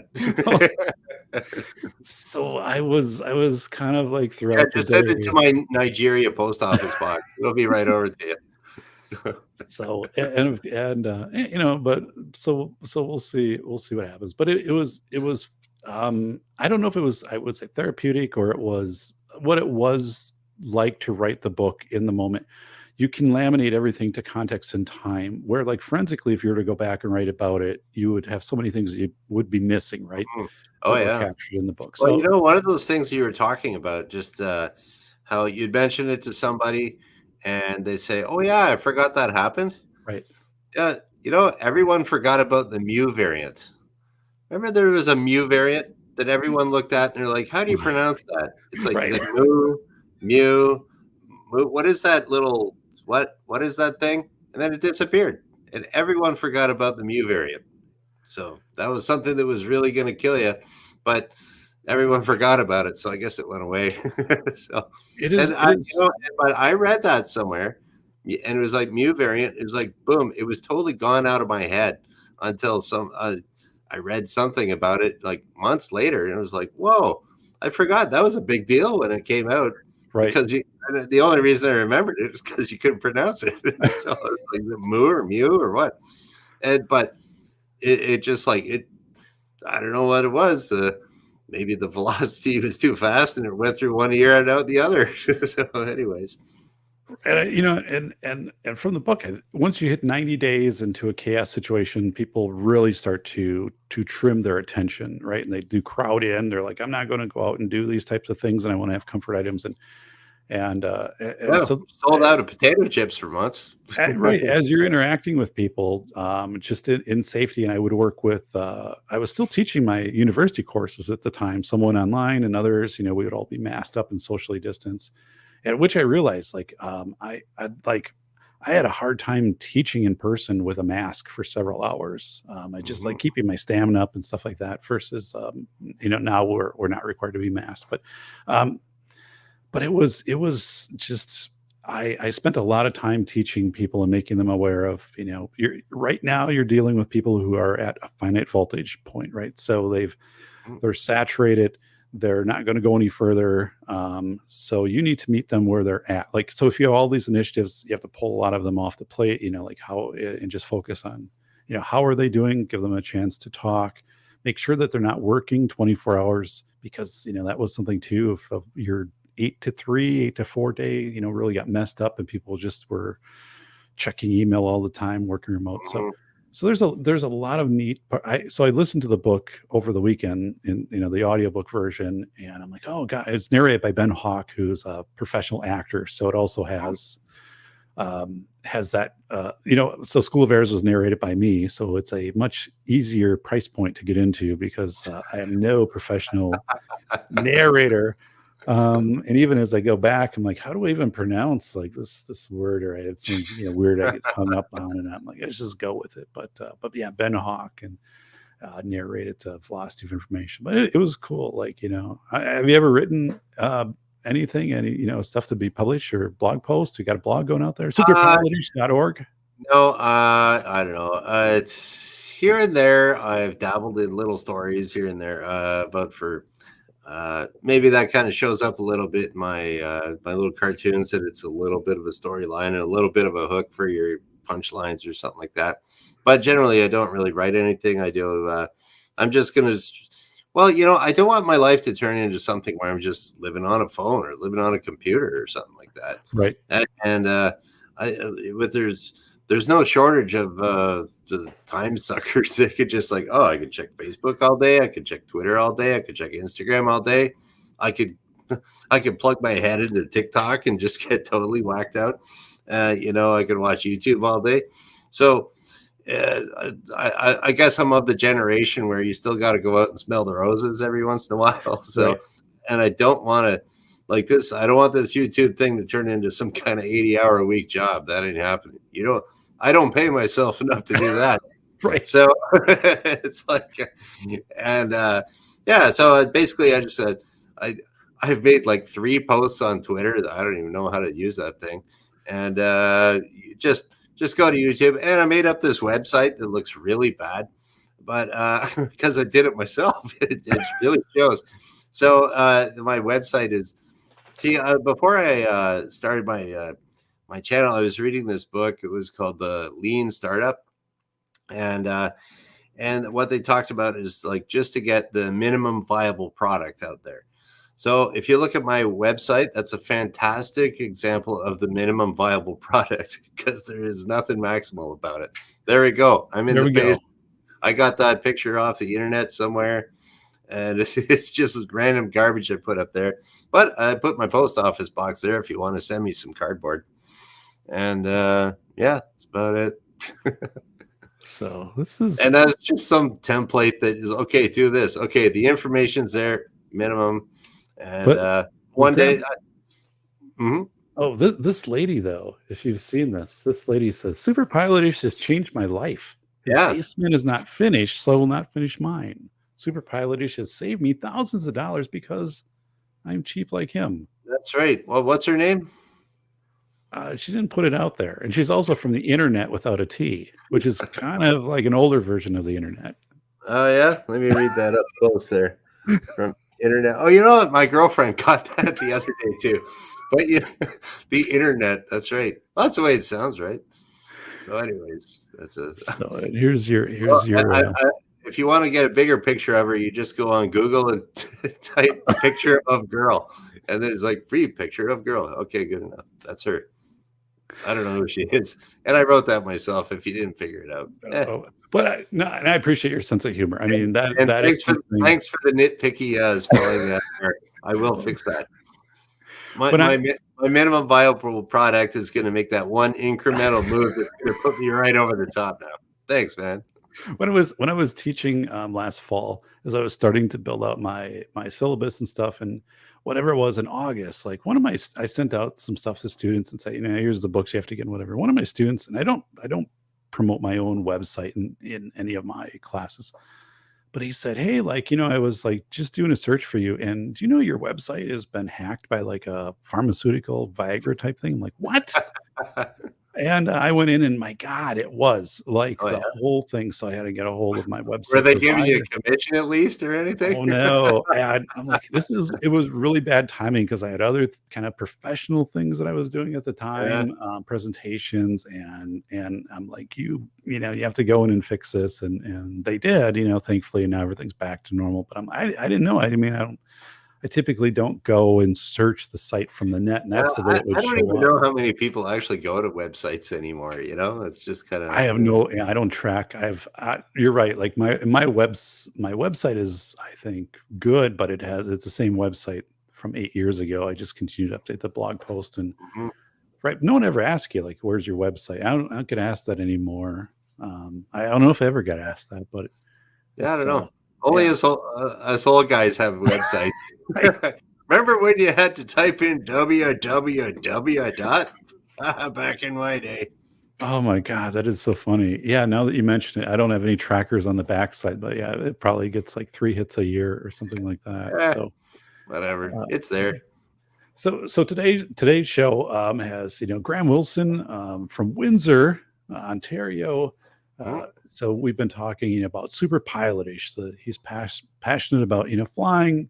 Also, flight instructor has his channel Super Pilotage, which is a combination of flying and humor, right? And very tactful though. And I love the content. Graham, I think you just have a really natural, just entertaining, conversational delivery style. I love Oh, it. It's well, really good. thanks. And you have a camera that actually shows colors and depth and things like that. That I'm like, oh my god, like this guy's technology is amazing. Well, It's, you'll have to. My neighbor Travis gave it to me. I gotta give it back to him one of these days. So I gotta make some money or something. I'm not buying a new camera. It's like forget it. But Travis is like, he takes you and he's like, listen, man, this is gonna blow your mind. Like this is like, it's like 32 color depth and all of this stuff. Like you'll yeah. be Oh well, I told you secretly. I told you secretly before what kind it is. So we'll yeah. see if anything changes on your end. But, Yeah, like I said, I'm I'm happy. running this kind of obscure setup going. So there have to be some decisions made down here in the business Oh side boy, of the oh boy. office of what we're going to do, and then there's this. So if we do the pilot thing, then all that's out the window. We got to put all our resources into like I detected the color was off a little bit. What's the s- risk level? Not too much. I don't think I'll lose too many right, right. viewers. from it. What should I choose to do here? It's kind of a feature of the show. Okay, People so recognize. what you Oh, can do now is identify what you got to do, and then make your plan, and then just do your so plan. You get your new camera, and then you evaluate it afterwards and say, "Hey, how's my color, guys?" There you go. and I, Decide model. I upgraded to UCAM 10 from UCAM 9 last week. UCAM 10. So this is all that's where I can bring in the goofy graphics and stuff like that. Oh, But okay. UCAM 10's I don't main have that thing fancy stuff. was, and it was a $44 upgrade, and I was like, okay, like we Oh, are in good shape here with this. But the problem, so it was really marketing as you can go in and do real time makeup, right? Or you can change your appearance and your lighting. You can't do that at all. man, you, Like you don't that's a you don't have lot. to change, man. We like you just the way you are. And if you go in and actually start to do that, it starts you start to appear. Yeah, I don't know if it's showing up right now. You turn into a lizard or It, something. it really starts to make things pretty questionable. So this whole real time functioning is, and here's like an auto lighting Oh and yeah, there and you I go. but it's exactly it's UCAM 9 just called UCAM 10. There's nothing different, and it's not at all like I thought it would be. So I'm kind of disappointed in that. And one of those life disappointments, like, oh yeah, now I'm going to be able to control the Sounds pretty first world, light man. exposure, and I'll put the $44 down there, sure, and Yeah. then upgrade it. I'm like, it's the same thing. Like actually, it's a more difficult interface. Like I don't like this. Can I downgrade? Do you live in Canada? I'm like, Yeah, no. just Then no. just get buddy with your neighbors and say, "Hey, can I borrow that?" Oh my And god. then you just kind of hide from them for a while. Yeah. I would. Yeah. My goodness. So. Um, so everybody, yeah, super pilotish. So Graham, you do shows. Is it Monday, Wednesday, and I do it Friday typically? Monday, Wednesday, Friday at noon Eastern in my basement. Okay. So yeah, so Every we have to Monday, do all Wednesday, these. Friday at noon Eastern. So I have one here. This is a conversion calculator for time zones. So that Oh, is okay. no, it's not actually. But I have a hell of a time with them. Like you're east, like I cheer for people Uh, if you're central. Like if I'm doing anything, like you're central time. Yes, yeah, I guess I'm so. mountain time. But you guys are minorities, right? Or no, is Chicago in It is central. Central? It's central time. Okay, well, you got a major hub there, so you're good. I guess it's those mountain people that really get the short end of the stick. Right, Bacon Maldito there. What coastal time they call it, or Western time? I don't know what it's called, but it's 2 Pacific. hours different. So Yeah. By the time he starts his show up, it's already like 10 o'clock here. And Mhm. but yeah, the whole time. Thankfully, I don't live close to one of those time zone Well, yeah, lines. and that's another thing too there. That's how we kind of, at the goddamn Bacon's channel there, Right. you couldn't sleep the one night. I got up really early like I normally do, and I'm just like, "Hey, let's check the computer." And, like, you're on there and goddamn Bacon's on there. I'm like, "It's 6 o'clock in the morning. This guy." It's And then it's like, but I'll watch for a while. It's one of those things. So then we kind of got chit chatting there through Bacon. So thanks a lot, Mr. Bacon, for hooking me in the safety dock up. Not yeah. in like hooking up way, but Our good friend Bacon Maldito out in the greater Inglewood area, although that's not exactly where he's at right now, but we'll try to keep it a little bit anonymous for him. But Bacon is kind of a modern day Magnum PI. If you've ever seen that show, if you haven't, oh you yeah, can I find got the the shirt, man. you do. Graham has the shirts. He is a very much our contemporary Tom Selleck is what he's known as where he Yeah, lives. I could never get a mustache like that. Mine would look kind of like 70s cheesy porn, and then it wouldn't even show up on the camera. So it's like, I'm not even gonna not even gonna try the mustache. It was I'll really grow the weird. hair long, but that's it. I could do but yeah, CTS. Oh, it's contemporary Tom Selleck. Yeah, yeah, there was flying there, right? What was it not Oh yeah, who had the see, the man, he helicopter? had the helicopter. Yeah. Yeah, because So it was that stuff Thomas was Calvin, and then he called him TM Thomas Magnum. So there's two okay. Thomases there. Yeah, the guy just died actually a little while ago. That Holy actor. smokes. Now Yeah. Graham's putting a downer at the end of the Yeah, show here in Casey Zippy died about Notice. a month ago. It's too bad. No reunion tours, but oh well. Oh my Magnum PI was still totally awesome, I think. yeah. I remember Magnum PI and Fantasy Island, Love Boat is kind of all around like, Generation X, baby, all the way. all around that stuff. And I'm like, Yeah. whoa, that was I actually have the Magnum PI soundtrack seriously in back of me Like in the cassette? CD case. Oh, on CD. Oh, you're not hardcore. It would be hardcore if you're on cassette, man. Yeah, I still have a cassette player back. Well, there's a printer you can see what back of me is a cassette player that I Oh, haven't well, used. that's okay. But You don't yeah, get the A plus. You just get the A for having the cool soundtrack. it is cool. And Rockford Files, is another cool soundtrack. Simon and Simon, Yeah. but I don't, that stuff was pretty cool. Anyone who knows, well, I mean, you're like, how would you know this? But actually, my car, I have a lot of like TV jingles, like the Dr. Pepper song I have on a thumb drive. So like, as I'm driving around, right, I'm like, hey, Dr. Pepper. You're like, what's going on over here? This guy getting paid from the 608 to advertise this, or I don't know, man. I just like the theme song. A lot of people don't know Dr. Pepper was, formulated in Canada, and they're like, "Oh my God, go get me some." I thought Dr. Pepper was made in Texas. It was made in Texas, but a lot of people say Texas is southern Canada. I don't know. Some people said that. Red Fox said that once. I don't know. But I got this Red Fox joke for you. No, I can't say any of them because I like to keep my show all nice and PG. So.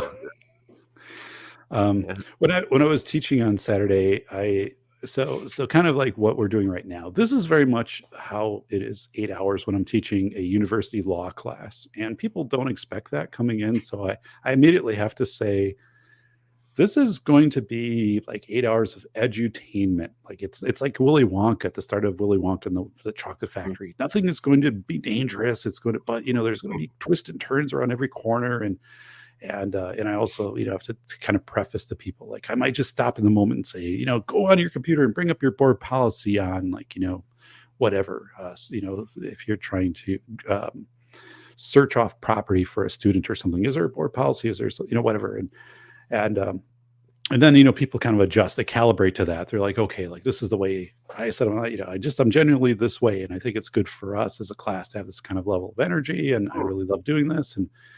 And I was professor of the year last year. There's a plaque back there with Hey, that. And I think it's kind of like one of those things, and it's one of those things you get to in life too, where do you want to be the kind of a professor who's like just, I don't know, like boring or whatever, or do you want to be kind of lively and fun? I always inject Yeah, it's however you want to live your life. Some people are just miserable their whole life, and they love being that way. So good for you. But you go be miserable over there. I'm gonna have fun with the safety doc over here. So so it is kind of that way. So anything else you want to tell our audience here as we shut things down, Graham? No, nothing to tell the audience. Well, actually, yes, I should say something to the audience. Thanks for listening, audience. I know as a safety doc will thank you too, but I'd like to thank you too. And thanks a lot, David, for having me on and giving me your book, The Velocity of Information, beforehand. And yeah, this was a blast. So anyways, anybody, if you want, you can check me out Monday, Wednesday, Friday at noon Eastern on the Super Pilotish channel on YouTube. So I think it's about, I don't have my big pilot watch on right now, but I can kind of tell it's about cocktail hour. It is about cocktail hour. So let me go quickly through the chat to make sure there isn't some question that someone has posted, 4 times in here of saying, answer this. And just to, just make sure. Okay, we're good. We're good. A ringing endorsement from Corey Slater. Bacon got an amen. All right, I just make sure. Okay, it looks like we're good. God bless. Stay safe, says Jordan. Ron Wayne is saying thanks for coming on, Graham. So yeah, appreciate it very much. So everybody, we are going to take it out here. Graham, if you want to hang around a minute backstage here, but if you haven't hit the thumbs up or subscribe, please do so. Again, Super Pilotish has been our guest, Graham Wilson from Windsor, Ontario. This has been a fantastic show. I've had so much fun. I appreciate it. So good. All right. Well, thank you, everybody.